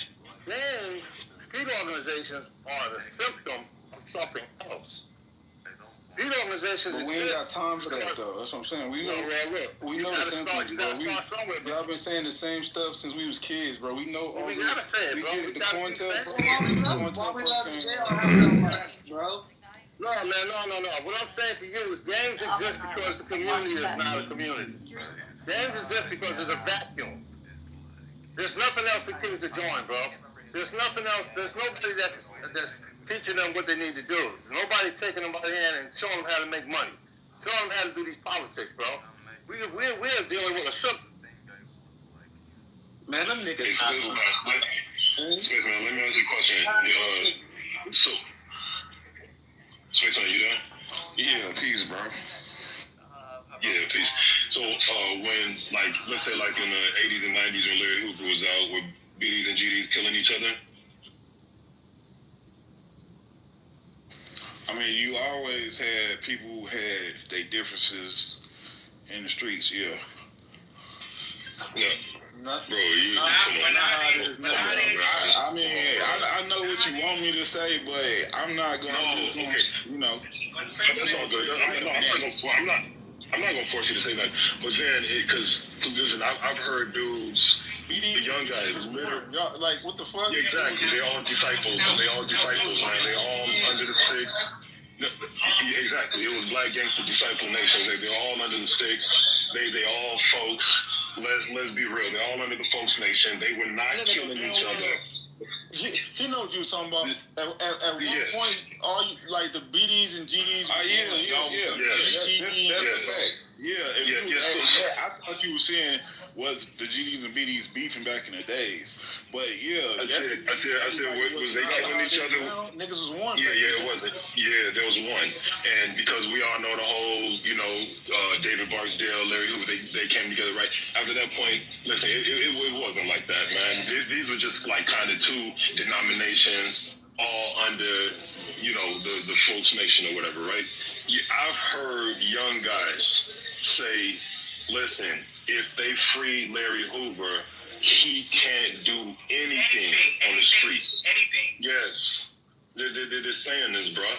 You know what I'm saying? And then I just want to know what particular neighborhood are old heads preventing violence and shootings and stuff from happening in Chicago? Because you said neighborhoods. I want to know the specific ones where that's actually happening. That's the spaceman. No, that's to the man that made the assertion. Hey, West Side, East Side, Chatham neighborhood. Come on, bro. What? I mean, all of that's where all the black people live. Yeah, but see, look, I'm where is it happening, bro? Because I'm black. I can't tell you what they doing in the white community. So I can't tell you what they doing in the white community, but I can tell you that it's a lot of individuals, you know what I'm saying, who are in the streets trying to make a change, bring in brothers and sisters together. You can look it up on YouTube. It's called the Unity Movement. I'm not talking about J-Bane pushing peace stuff. I'm talking about real brothers, real sisters out here in the streets, really connecting with the young brothers and sisters and having them to put down, the things they doing that's negative in the community and pick up something that's positive to uplift the community. And this is an actual fact. That's a fact. This is going on from the low end. This going on from the low end to the Hunnids, to the east side, to the east side, to the north side. No, I agree with you. Some brothers in the greens. Some brothers in the greens. Hold on, please. But they call young lords. Young lords movement. No, Spaceman, no, I feel you. Listen, I don't know if you know Pastor Corey Brooks. I'm involved with Project Hood, man. We got violence intervention. Like, this guy is right. His church is right by Old Block, bro. I know exactly from there, right? So it's a lot of people that are actually trying to, nonprofits, people, just even individuals on their own, trying to counter this scourge of violence, right? But no, I think, and Luke, correct me if I'm wrong, but what he's saying is old heads from the gangs, are they the ones controlling these guys? Let me ask you this. Have you ever heard of, you say Corey Brooks, the James Highsmith? He's one of the people who directly connected to Project Hood. Every room I go in, he's there, and I'm like, oh God, I'm calling the police. So I call him, especially from the First Step Act in the streets, making a change for the better in our community. This is the main reason is I think it is him. Like, real talk, most brothers who get out of prison, they come to the community and tell the young brothers to change their life.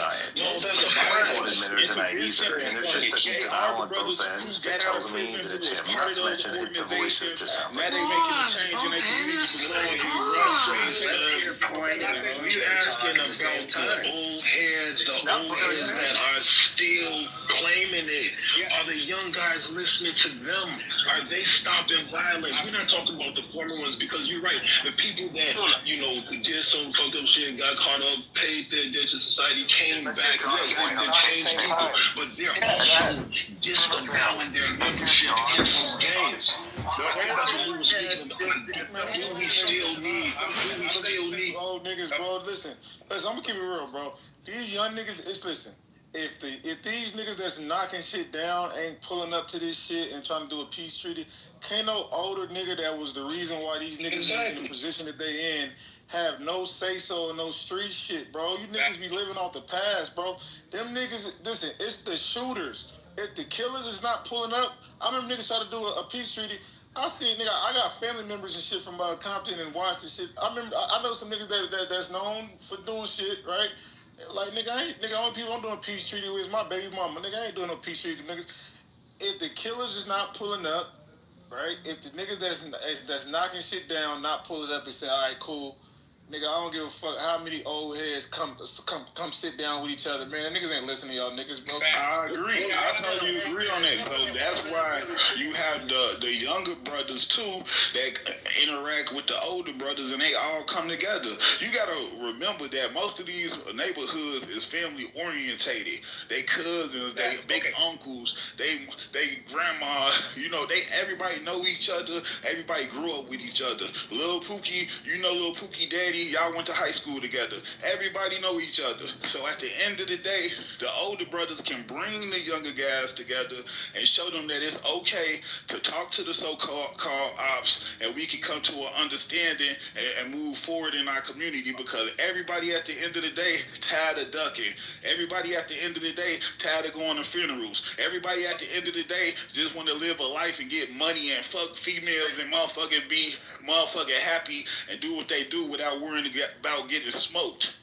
Okay, but Spaceman is, if you're like well versed on what's going on, you could literally go on YouTube and you could literally see vlogs of niggas in Chicago doing gang shit every day. Like, it's literally channels dedicated to the shit. So all that stuff you were talking about, I'm not taking away from it. It does happen. They do have older heads that do talk to the youth. We see it all the time. There's one guy that comes to Lou's room. I forgot his name. Pastor. What's his name? Not Pastor. What's his name? Mr. Greg. What's his name? Yeah, he's talking about Greg. Yeah. He's involved in those type of shit. We're not taking away from that. But what we're saying is that stuff is not effective.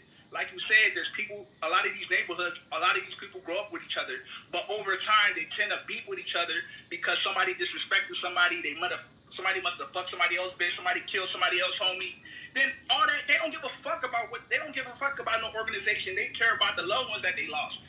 Bro, we understand look, bro. This is what I be saying. I agree on what you saying. Everybody got people that didn't, got killed on both sides of the fence. Everybody got loved ones, who didn't die. But we have to come to a point where, when do we stop? When do we stop the cycle? And that's why I say both sides of the fence feel that. Everybody feel that, like, damn, well, I done went to 5 funerals in 1 year. Everybody saying the same shit. Fam just got smoked. Motherfucker just got shot. This shit is everyday shit. Everybody can agree, like, damn, when can this shit stop? We need They just don't know how to make it stop. So that's why you have the older brothers who are the mediators, who everybody feel comfortable with, to bring everybody together. And like bro said, you can't bring something together without the hitters. So you got to get the hitters. And most of these brothers, you know what I'm saying, most of the bros who come to these things, they definitely recognized in the community at the end of the day. And a lot of violence have been prevented. And I done did that personally in my own neighborhood. Straight up. So that's what I'm saying. It can happen. It's happening now. It might not be to the magnitude that the whole world is seeing, but I promise you, on every side of Chicago, in every neighborhood that you can name, it's some brothers who trying to stop the violence at the end of the day. It's man, you're not lying, but I think you're not lying, but I think we're talking past each other, bro. Like, listen. We know it's people that are doing that. It's organizations doing it. It's churches doing it.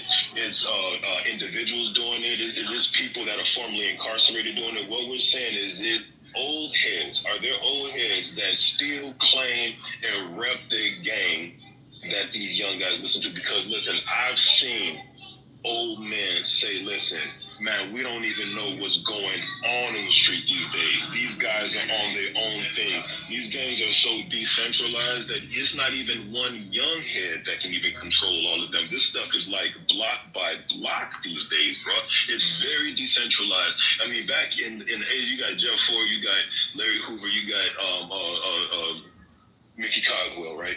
Like, maybe 3-4 people can actually, 3 or 4, a handful of black people could create peace indefinitely, maybe like 30 years ago. That's what we're talking about. Are there old heads still claiming they membership? That people will listen. Yes, I just don't want to. Look, it's not my right. So why they not stopping it? It's not my right. No, I'm finna tell you, it's not my right to say their name on here. you know, on this public platform. Now they doing everything publicly, you know, and they do what they do. But it's not for me to say exactly. It ain't working. Yeah. Well, it ain't working. Hey, can I give y'all something? Can y'all give y'all something? Y'all know who I am, right? Anybody know who I am? Yeah, they were just talking. No, I don't, bro. Who are you? Tell me.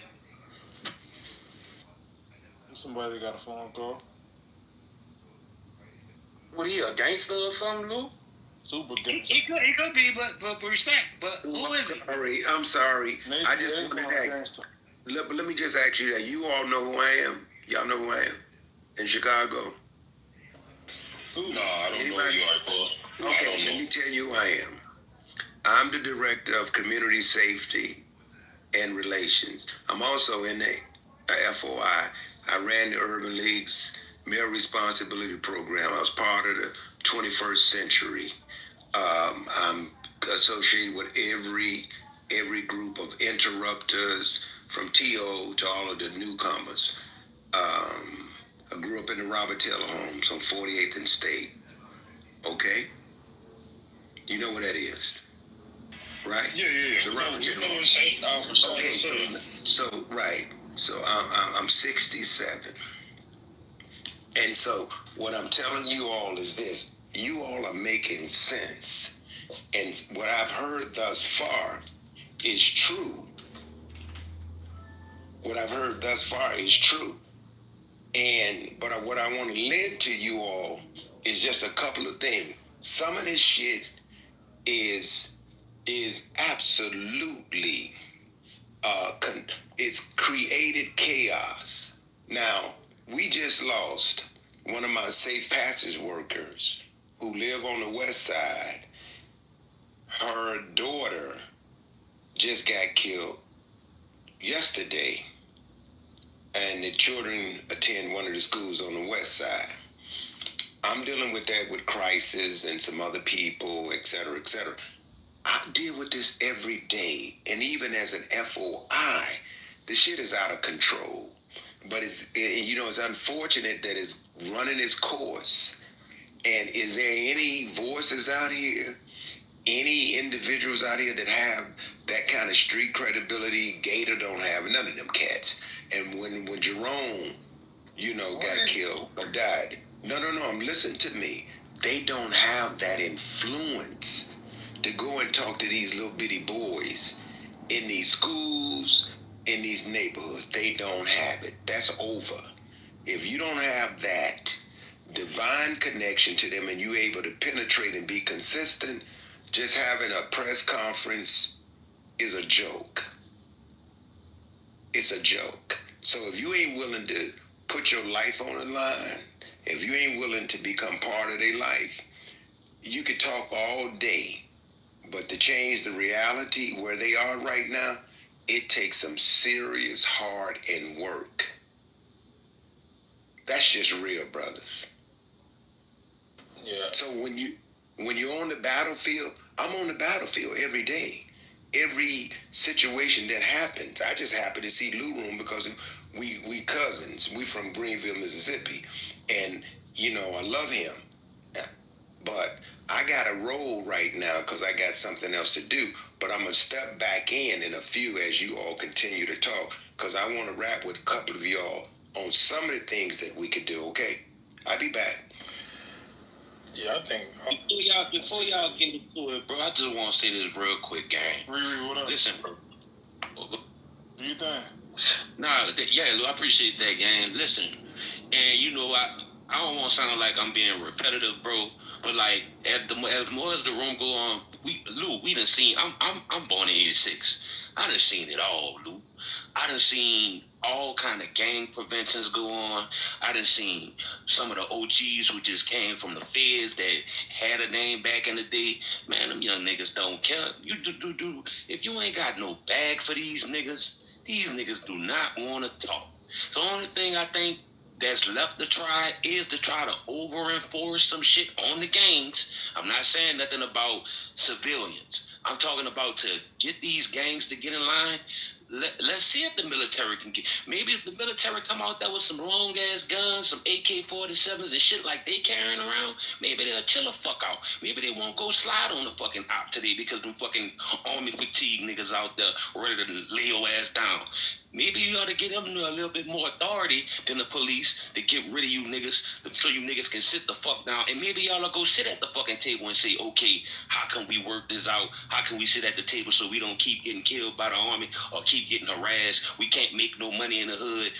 Look, maybe you gotta look. Gangs don't respect shit but violence. So maybe the army can lay down, or maybe the National Guard can lay down the violence enough to scare these niggas into being right in the community. And if they don't want to get right, ship their ass to Panama Bay or whatever they call that shit. Ship their ass to Alligator Bay or whatever they call it. Get that. We don't need you anyway. If you can't be corralled by the fucking army or the National Guard, you's a fucking heathen. Get them the fuck out of here. That's all I'm saying. All right, put a 1 in the chat if y'all agree, man. Put a 2 in the chat if y'all disagree. Yo, we also gonna have to breed our way out of this shit. You know what I'm saying? Like responsible men are gonna have to step up and breed ourselves out of this shit, man. With real morals and values. I agree. But look, a lot of these niggas think that they personal issues with another man, because a lot of this shit don't be about no money. A lot of this shit just be personal and just a stupid cycle. A lot of them niggas think that issue with they quote-unquote op is bigger than the whole black community in the community that they harming. Like, they think that shit bigger than a child getting shot. Like, I seen some shit where niggas was shooting up a funeral. Niggas, grandmas was there, kids was there. Niggas, Lou, how do you breathe yourself out? Target. How do you breathe yourself out? I just didn't understand what he was saying. How do you breathe yourself out? No, I know what I meant. Hold on, let me answer. I don't get. You gonna answer? I can answer. Go ahead, ask the question. I can. Yeah, I never heard of that. Is he talking about black people breeding ourselves out of existence? No. Or you breed yourself out of a problem? Calm down. No, it's not that complicated. It's again with other races. No. I'm just saying that black. You think Trump's bad? Wait till Vance gets in there. All hell's gonna be. Well, here's the question: is how you're gonna have to have a Democrat that's gonna run, that's gonna say, "I'm here to build the government back up to where it was before. I'm here to spend more of your money. I'm here to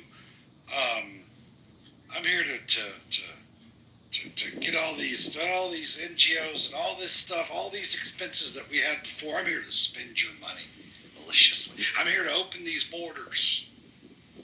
I'm here to make sure that these Democrat-run cities are dangerous like they were before."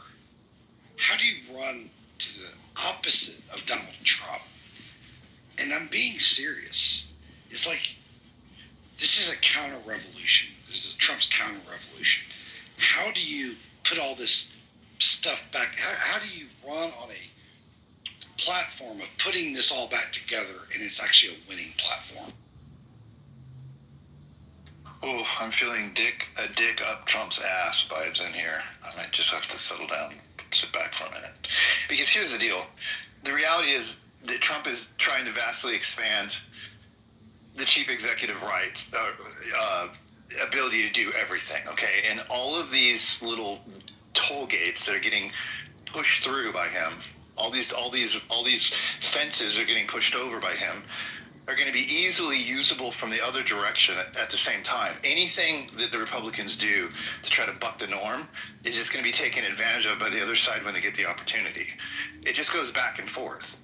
I mean, you're old enough to know that, Matt. It goes back and forth every 4 or 8 years. So, I agree. Right. So when you're saying how are we going to undo all these things, because they'll have and it'll be easier to do. It'll all be executive actions like he's doing. They just ignore Congress. And the Democrats will do the same thing. Although Democrats are not that good at playing like non-establishment. So it might be hard, because if they try to play by the rules, the establishment rules, then they're going to lose. They need to get dirty if they want to win, unfortunately. So he set a precedent for dirtiness, which I'm not a big fan of, but I guess he gets what he wants, so it's what it is. Menso, welcome. Did you want to speak? I would like to hear more actually. I just joined, so I'm not aware what we are talking about. No problem. No problem. It's ladies' night room. So let's talk about Trump's attractive cankles and how the ladies love them. Does he have cankles? I never saw him. Dude, they're talking about him because he's so swollen in the ankle area. He has some vascular issues going on. That's why his hand is always painted over because it's bruising. But his ankles are swollen as shit. They were talking about it at the last meeting. Hey, Mike, Joe B is incapable of hearing or saying anything negative about Trump. It's the cankles. But do her eyes see the cankles, or she just look for them next time? She can't. She don't know. She can't do it. She won't see them. She can't perceive them at all. Or the horrible makeup on his hand where it's just painted on there, and it's like, oh, it's so obvious they're covering up like some serious vascular issues. Some big veins sticking out his hand. No, she can't see that. You know, I could mention Biden dying of cancer if we're gonna talk about like leaders who are sick. Oh no, I think we can hold both sides equally responsible for trying to hide things. I'm not disavowing Biden at all. I mean, I'm not saying that Biden wasn't a cover-up. I'm saying there's a cover-up happening on both sides to an extent. So if we can admit that, then I'm good to go. But if we say that, I mean, Biden's well known. Everybody admits it. But Trump is apparently repeating the same mistakes we made with Biden to some extent. How extensive? We don't know. Medical issues are different than mental failings, too. Well, there's also indicators of mental failings, depending on who is looking into it. I don't know where Serendipity is. Kristen, do you know? She and MG and I were planning a room in the hallway. I wanted to go over the power of victimhood and a couple other videos and talk about the Karens, the Jezebels, the Bethanies on the app, female stereotypes. But we might not make that happen. You know, Scarlett, you can make it happen because you're doing it right now. Right now it was just like a pre-show. I wanted to get people together because I just thought I don't want to take credit for the room. I think we were discussing it this morning over coffee about room topics. We had a poll in this morning's coffee room, but I left before I could see the results. Tomorrow we're going to be doing the father wound and the father effect. We're going to support our men. What is that going to be? What time is that at? Tomorrow morning. I don't know, maybe around 8 or 9 Eastern. It'll be here in the month unless we decide to do it in a public room. But you'll see it. I thought y'all were gonna do something like fun, like game night or something like entertainment-wise, not just more politics. And it's not really Republican. It's not really, shouldn't really be a Trump room either, you know? I thought it was gonna be just more like goofy fun for Friday. Well, this is happy hour. This is actually supposed to be the fun room. Mike, get to it. Make it. No, I don't mod for a reason.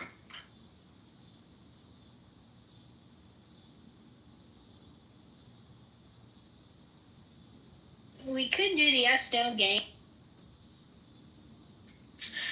We could start with basic questions where everybody answers them, and then we'll just kind of break the ice. So the first question is pie or cake? Which one? And if it's pie, which is your favorite pie? We just go around the room, and we can just start that with that. So this is how you play the yes/no game. Do you guys think that Mike would choose cake? Thumbs up if you think Mike would choose cake. Thumbs down if you think he would vote for pie. Oh wait, where's my reacts? Yeah, how will it work? Thumbs down. Look at Wallace. All right. So then, Mike, which one is your favorite, pie or cake? It's pie. It's definitely pie. I said pie, so I don't have to take a drink of an alcoholic beverage. But all you losers that did thumbs up, bottoms up. Oh, yeah, I like that. We can do that. Just with basic questions. Let's do it. We'll go run the room. Next one's for Joe B. Well, what? I was daydreaming.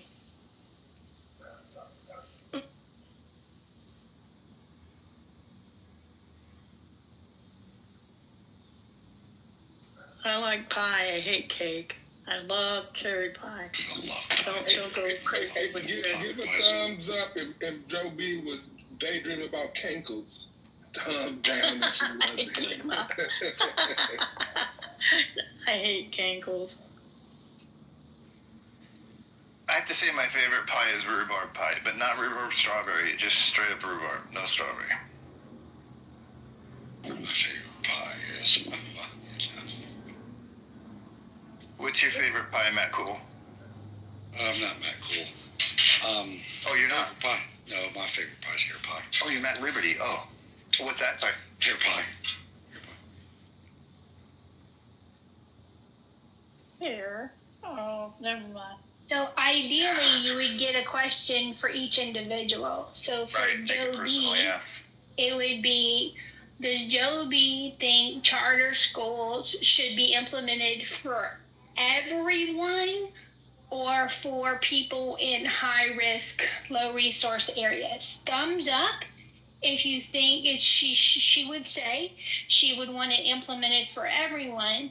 Thumbs down if you think it should be, if she thinks it would be targeted and specific to help the most needy. Wrong. All wrong. I hate charter schools. Really? So what's your answer for what's your solution? Private schools. Small home schools. Oh, I think of charter schools as private schools, I guess. What's the difference? Charter schools have their own board. They're like a little mini school corporation. But they're usually run by religious type affiliates, right? No, actually they're not. Oh, okay. I didn't know what they were. I was wrong about them. Mostly private schools do that. So you'd want the money for the kids to go with the parents to make the decision, then? Absolutely. Like $30,000? 100%. Yeah, that would be nice. You know, my problem with that is I have a son that goes to private school. The daughter that will go to private school in a few years. But my problem is, let's just say. Hold on, that. I do want you to share. I just want to hold on. I think because Joby said the money should go with every kid, the people who said thumbs up should win, and the people who did thumbs down should drink.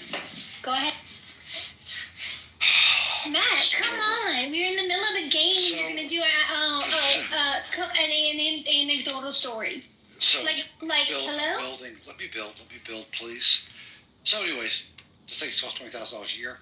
Well, in Texas now, you can get a $10,000 voucher to be applied towards private school. Problem is, everybody's going to get it, but most importantly, I guarantee you the $20,000 a year private school my son goes to will be $30,000 a year within the next 3 years. Yep. That's why I don't want private. I don't like the vouchers, because all it's going to do, anytime government gets involved, it increases the price of shit. Government's only involved if you let them. It's a local corporation decision. Hey, go run for school board, Matt. About it. Well, Matt, I will say, at its core, though, what she's suggesting is that if each kid costs $30,000 anyway, the money's going to go to the parents instead of the local government to do the education for that kid. And so in theory, that is kind of doing what you want. It's getting it away from the government, even if they have to go back and spend it. So. Yeah, and I agree. I think that, like, Cy-Fair ISD is where I live.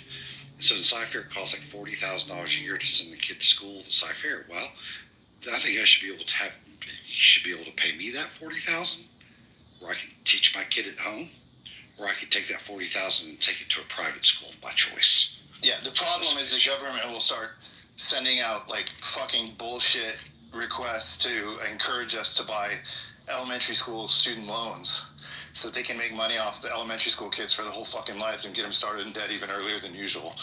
So they'll take advantage of it either way.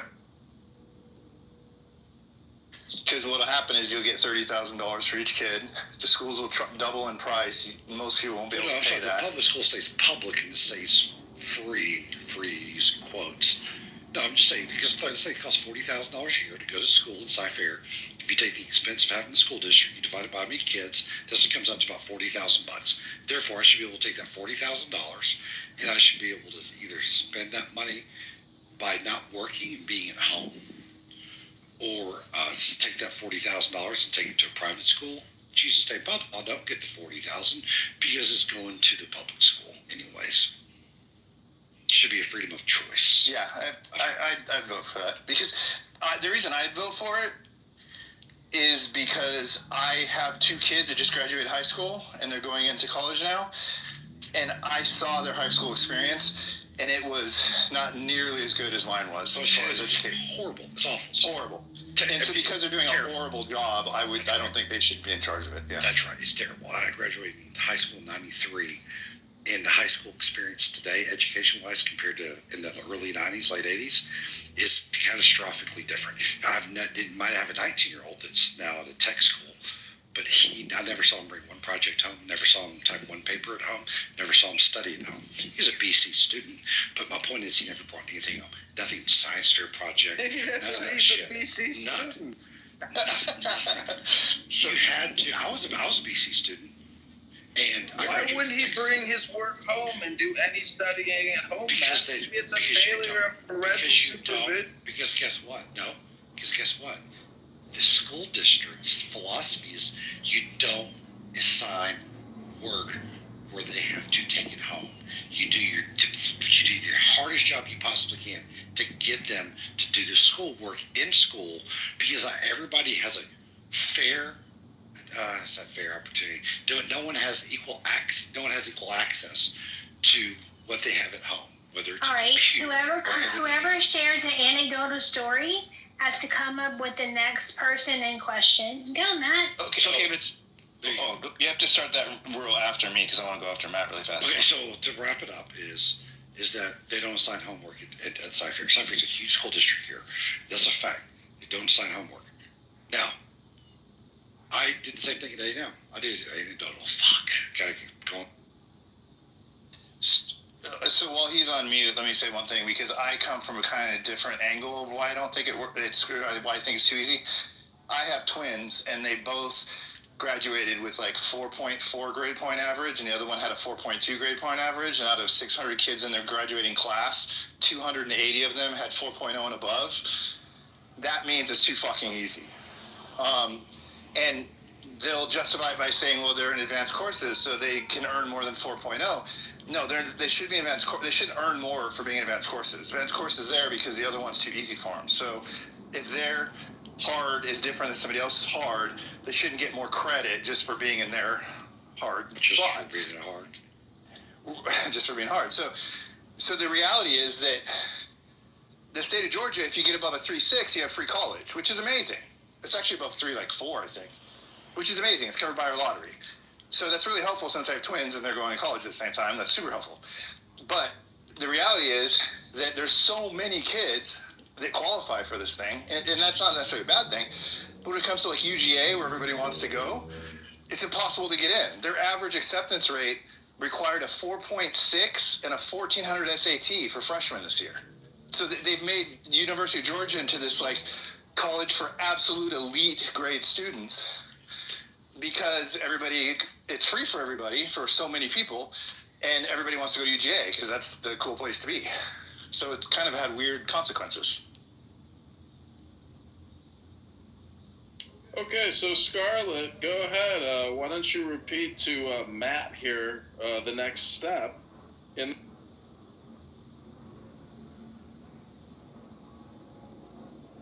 Go ahead, Matt. What was I don't want to be hacked for those evidence per se.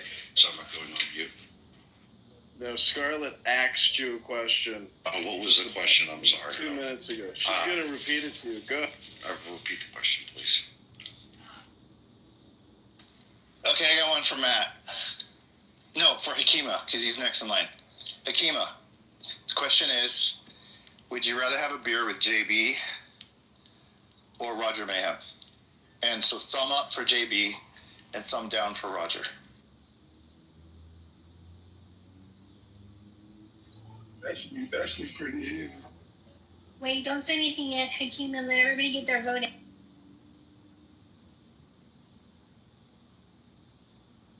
I don't drink beer. That was part of the game, Joby, or? I didn't lay out the question. If it was a thing of Wentworth on the rocks, I'd play.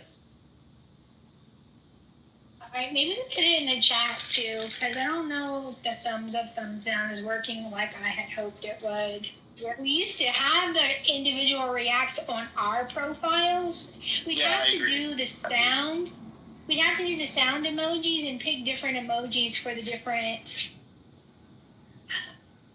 like, the sparkling stars for Mojo and the crickets for Jake. Yeah. Also, if any... Sorry, go ahead, Joe. No, sorry. Sorry, John. My responses aren't working either. None of them. I was going to say, if anybody also thinks or speculates that I'm Point and I'm a stupid person, well, you can go into another room right now and listen to Point talking, so it'll help further eliminate any additional speculation. Then I'm not Point. All right, everybody? Big stupid.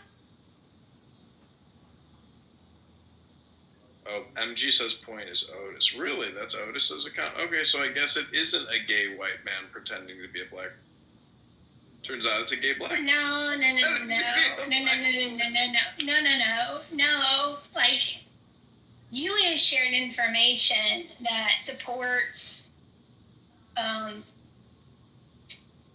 John's suspicion. There are rumors, though, that it is John. There are rumors that it's Otis. There is rumors that it's the character formerly known as Goat, who is now MAGA Miss. Yeah. So. Damn, it's Goat, isn't it? What?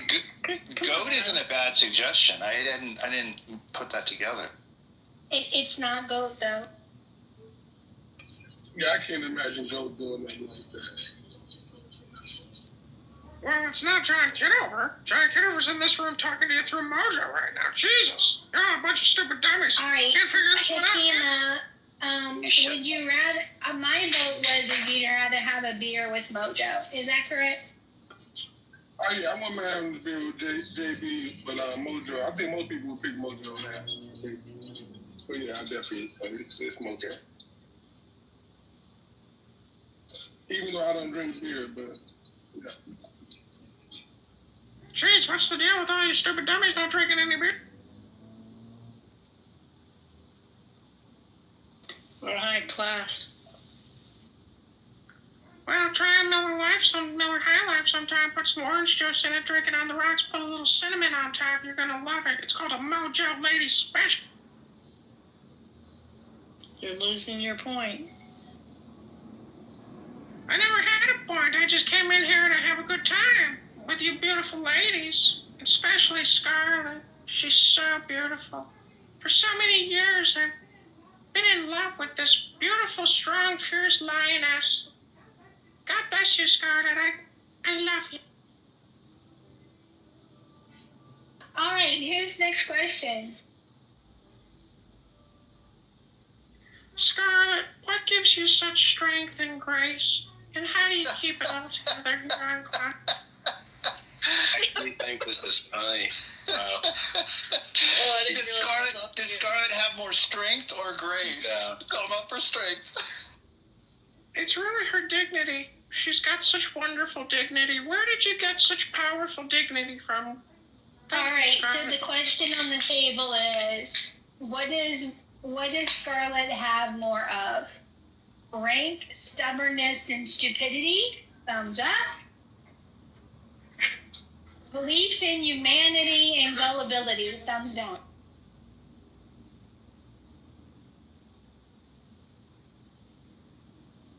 I think you've got a lot of belief in humanity and yourself, Scarlett.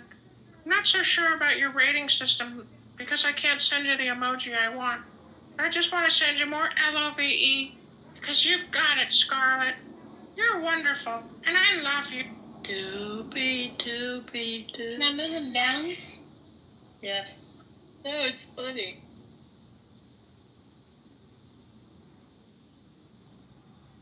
He laughed.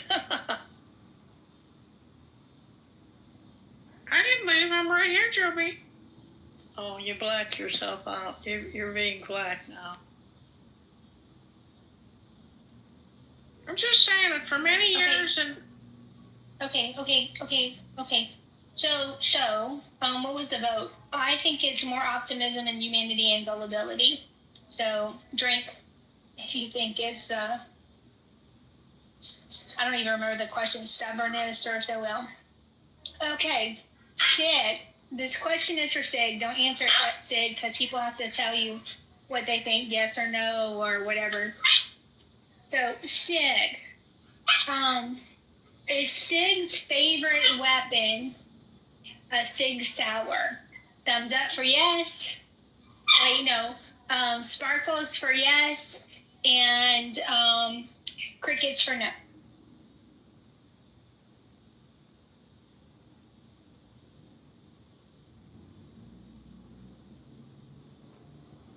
Why don't I have sparkles on my options? I don't have them. You have to tap your profile. No. Yeah. You have to no. You have to hold down on your profile. Damn it. Yeah, and then the soundboard will come up, and then the soundboard is, or you can do thumbs up and thumbs down, like it's not. Oh, fair enough. Yeah. So, everybody voted. Sig, the mic is yours. All the people who said Sig Sauer was not your favorite gun of choice has to go. All the ones who said it was gets a free pass. Answer is yes, Sig Sauer is my firearm choice. Okay. Whoever said no, I don't know if I should be mad at you or feel bad for you. Shit. Should have been a given.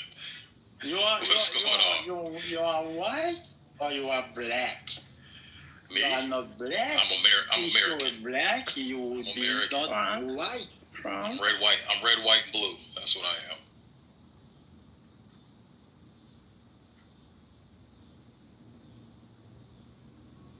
What is your favorite gun of choice? Who, me? Yes, sir. Oh, yeah, Sig Sauer. Yeah, Sig's my brand. I love Sig. Well, why do you like Sig? I like, for the price, my favorite is the ergonomics compared to like a Glock. Yeah, it's the ergos for me. I love Glock. Glock's a great gun, but it just feels like a fucking brick in your hand. Sig's a little more tailored to the Okay, so I said it wasn't. Are you shitting me, Monica? Well, I just thought you liked the name Sig because it was masculine, and Glock would have probably not traveled as well on the app. Right, okay, that's fair. Like, it's like, might as well call yourself Magnum, and like nobody would. Oh, that is hilarious. To be honest. All right, guys, it is 6:30. Let's play for another 30 minutes, and hopefully I can get my act together, and we'll do that replay room about archetypes, female archetypes on the app, exploring the ways that women can manipulate people, and also, like, we can include the men. There are some master manipulators, character stereotypes. I really don't want to name names. I don't want to. And we'll see how it goes. I want to hear the guys' stories. Okay, scary. It's okay.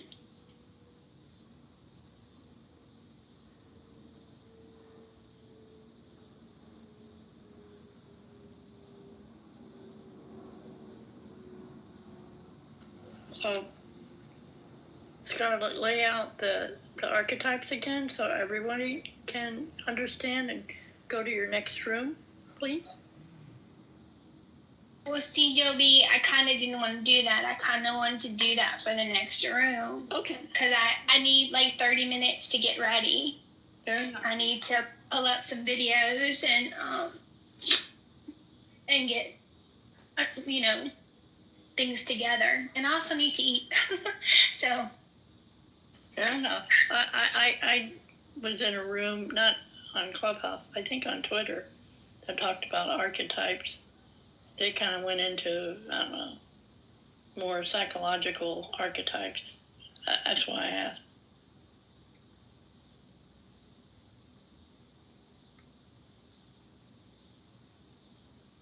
Well, ping us all in when you get there. We'll be here. Maybe.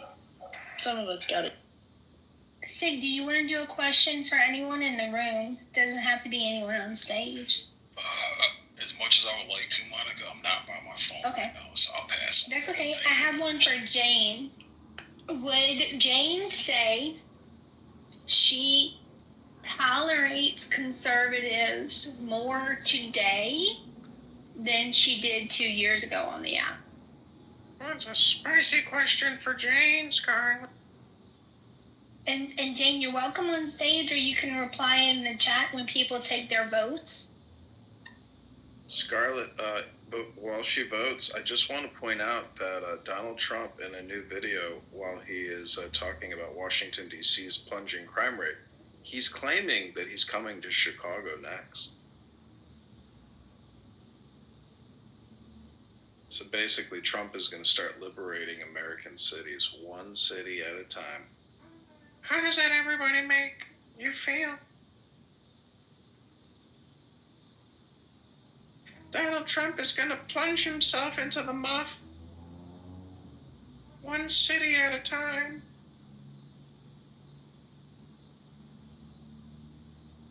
I just hope, a lot of people thought that voiceover guy and I are the same person, and so people kick voiceover guy out of rooms, and, he's like, fucking John Kitover, he gets me kicked out of all these rooms, people think I'm him.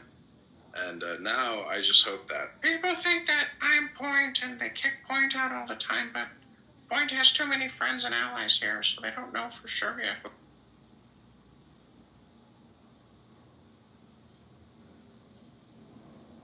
if anybody ever...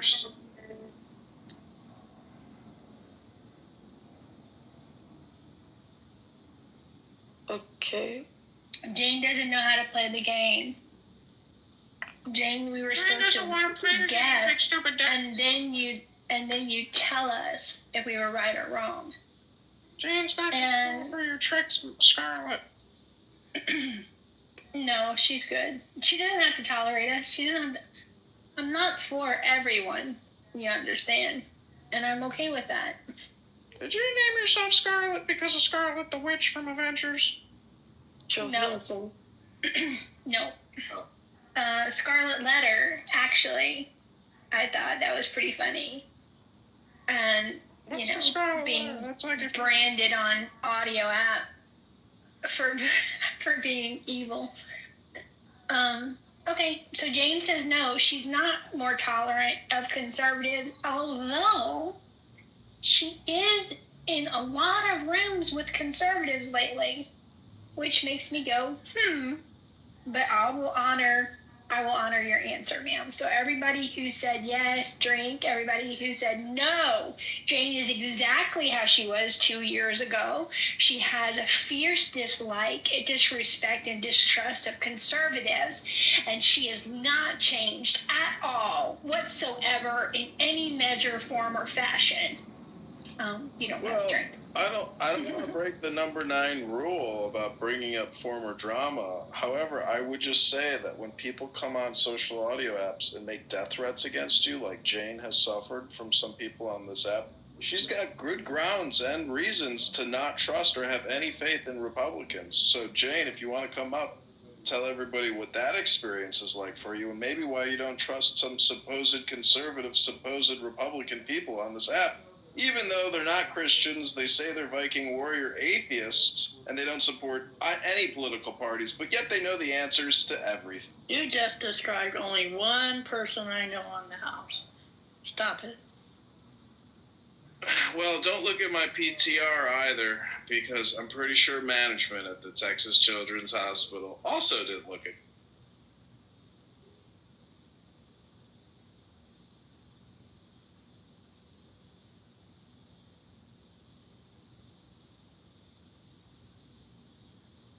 Like I said, one person. Well, if we want to change America, it takes one person at a time. Who else has a question for someone? I got a question for Mike. Mike, why did you decide to donate to the campaign to elect candidate John Kitover? Slimy. Slimy, John. God. Slimy self-promotion. Self-promotion. My belief system aligns with yours. My political belief system aligns with yours, and so even though I'm not in your district or anything, not to mention I like you as a human being, and you're on here and you make me laugh, so I just wanted to support you. The part that aligns most is fiscal responsibility. So if we're fiscally responsible, though, why do people think that that's going to blow the economy?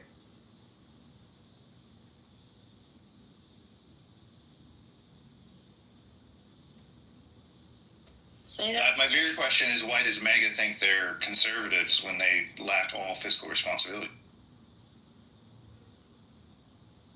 Trying to send you a spicy emoji, but it's apparently too spicy, and I've hit my system limit.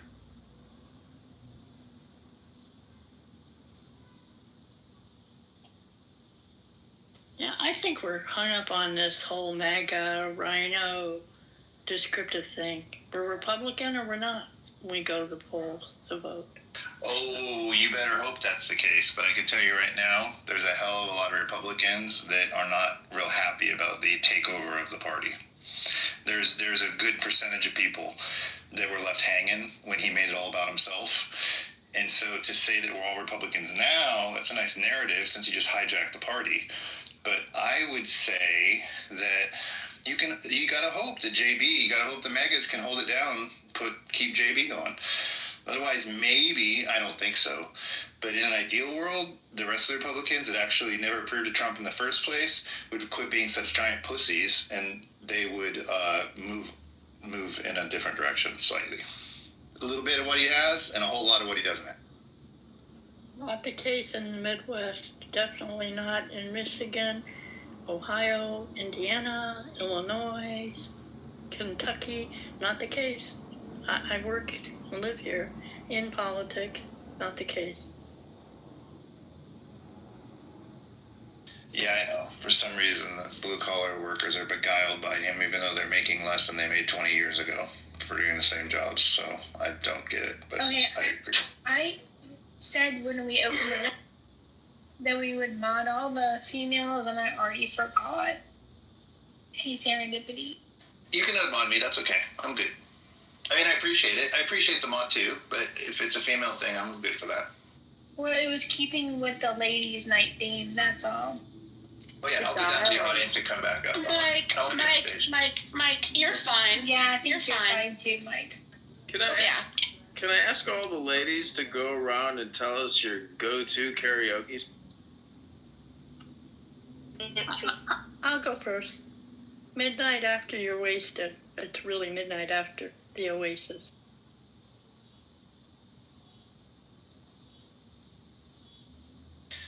That's a good question. I like that question.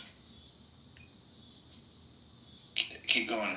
Everybody on stage answer the question. What's your go-to karaoke song? Cat Power, Sea of Love, or Watermelon by Jane and John Q. Wow, I don't know either one of those. Crazy. Build Me Up, Buttercup. Mine is a Humpty Dance. The Humpty Dance. You got that. You got that on your DC. Oh yeah, I got that. Because I was like, Power goes, look at me, I'm skinny. It never stopped me from getting busy. I'm a freak, and I'm skinny, so it worked. Just kept with it. That would have been my last guess for you, Mike.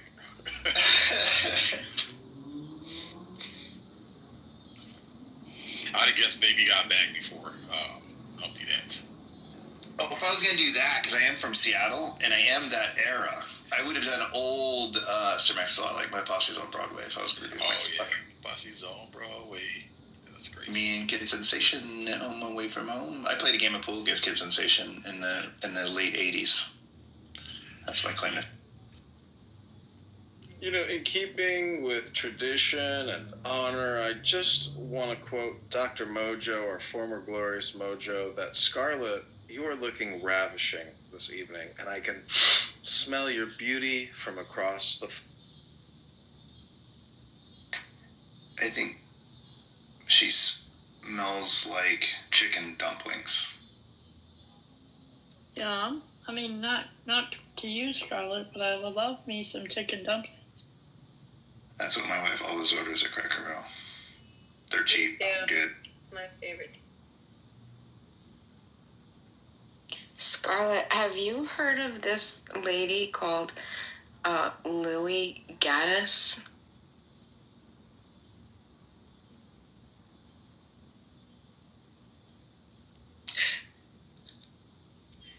Has anyone heard of her? Lady Gaddis? Lily, I think it is. Lily? No. Yeah, she's just a grifter. She's pathetic. Okay, yeah, so, no. I do not look her up. She's like the female Nick Fuentes. I was introduced to her because I was watching a Jesse Lee Peterson interview, and oh my God, it's painful. Like a year ago, she went viral because she was making some stupid video while she was cooking, and she casually dropped the N-bomb, like with an A. So she went viral for Alexandra, mute your mic. And then all of a sudden she went, so she was going on these X Spaces, and then she was meeting like Myron Gaines, all of the big JQ people, like the Jewish Question people, and they all like red pilled her. And so now she's like a full on fucking, Nazi. I don't know how much of it's a grift. Are you projecting, PP? I'm not. No. It's definitely accurate. She's definitely full Nazi. Like, if you watch this video, I'm just like, why is Jesse Lee? I mean, I don't know. Whatever, dude. Whatever. But sometimes I think Pepe is just projecting. I think whenever Pepe comes in a room and starts talking about neo-Nazis, that's just what's underneath his covers. I was in the rooms with. You're just projecting people. Amazing. I was in the rooms on X where it was happening, so I remember. Well, thanks. Unfortunately, you're violating the rule number 9 of the room. You can't bring in drama from other rooms. So stop it. All right, John. John, we were having a pleasant discussion. We were until we started talking about Nazis like you always do. No, we rally, John. Rally. All right. So anyone, we're doing yes or no. I don't know how long y'all been in here, but somebody asked someone a question, but they don't answer it right away. The room decides whether yes or no, or either or, and then the person tells us what the answer is. Oh, I like that game. Yeah, it's a version of the one I did in White Belts and Chillism. So, for example, would Bima say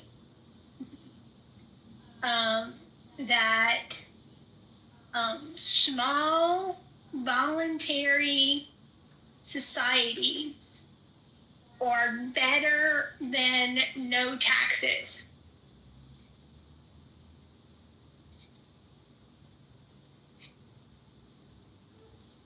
So no taxes, which means a taxless society versus small societies. Aren't they kind of the same thing? Yeah, what's the difference? I'm trying to differentiate those two.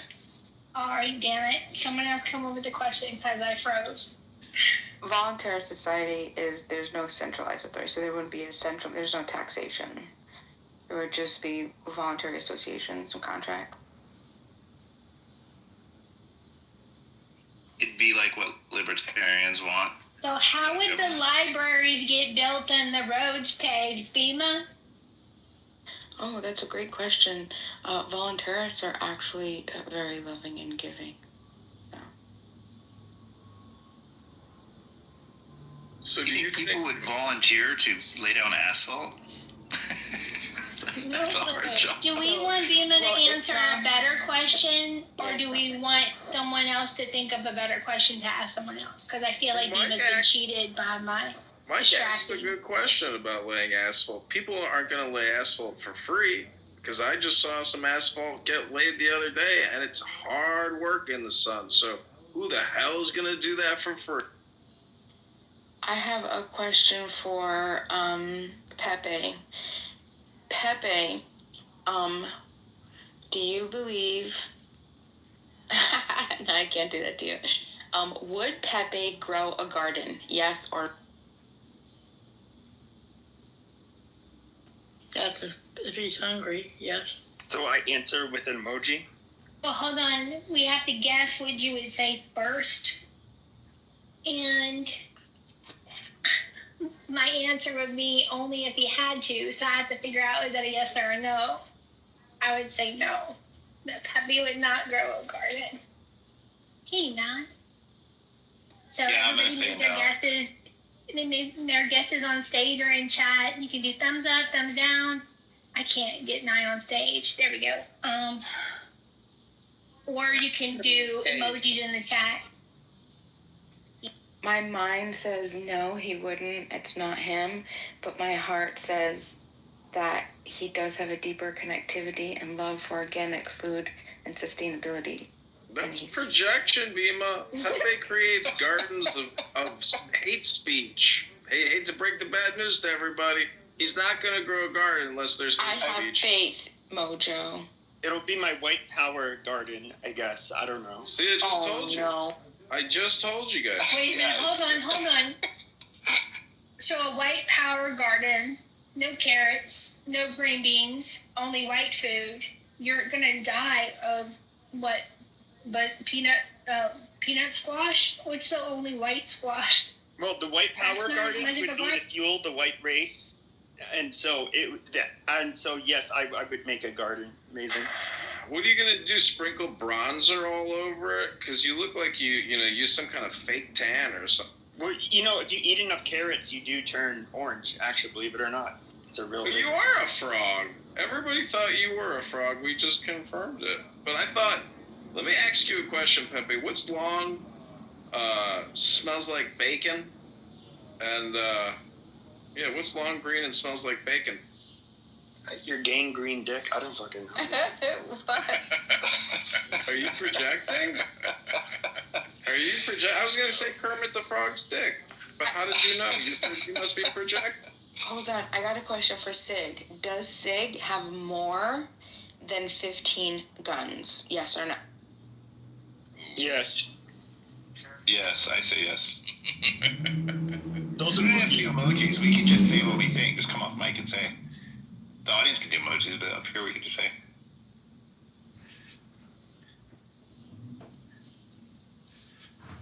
I think he has like 13. I think he has 25. Y'all, I really need people to take a moment of silence or prayers or whatever way you have to express condolences and well wishes to someone. Because someone thought it'd be a really good idea to call themselves Monica on Clubhouse app. Guess they didn't hear. So, you can. And good luck to you, because I don't think you're going to enjoy the Monica experience as much as, I'll accept the flowers if you need me to, but, right? All right.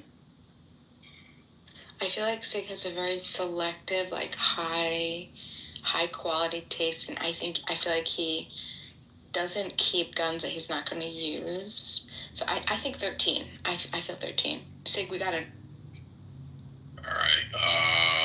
1, 2, 3, 4, 5, 6, 7, 8, 9, 10, 11, 12, 13, 14, 15, 16, 17, 22. I got 22. Oh my God! Oh, that would have been a great question. Oh man, missed opportunity, do you think Sig Sauer has less than 25 guns or more than 25 guns? Doggone it. Yeah, I just sold one last month too. So. What is your most expensive gun?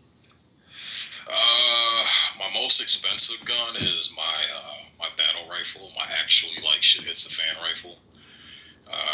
It's probably got about total with the gun and accessories and barrel, aftermarket shit. I probably got about $5 to $6 grand into that gun. Holy shit! What kind is it? It is a Radical Arms AR-15, but I've got a fun trigger installed in it. I've got a 20-inch stainless steel barrel. I've got an aftermarket gas system, buttstock, bolt carrier is it's like some type of crazy slick alloy, so I really don't have to oil it that much. Yeah, I got so much shit. I got red dot optic on it. I got a LPVO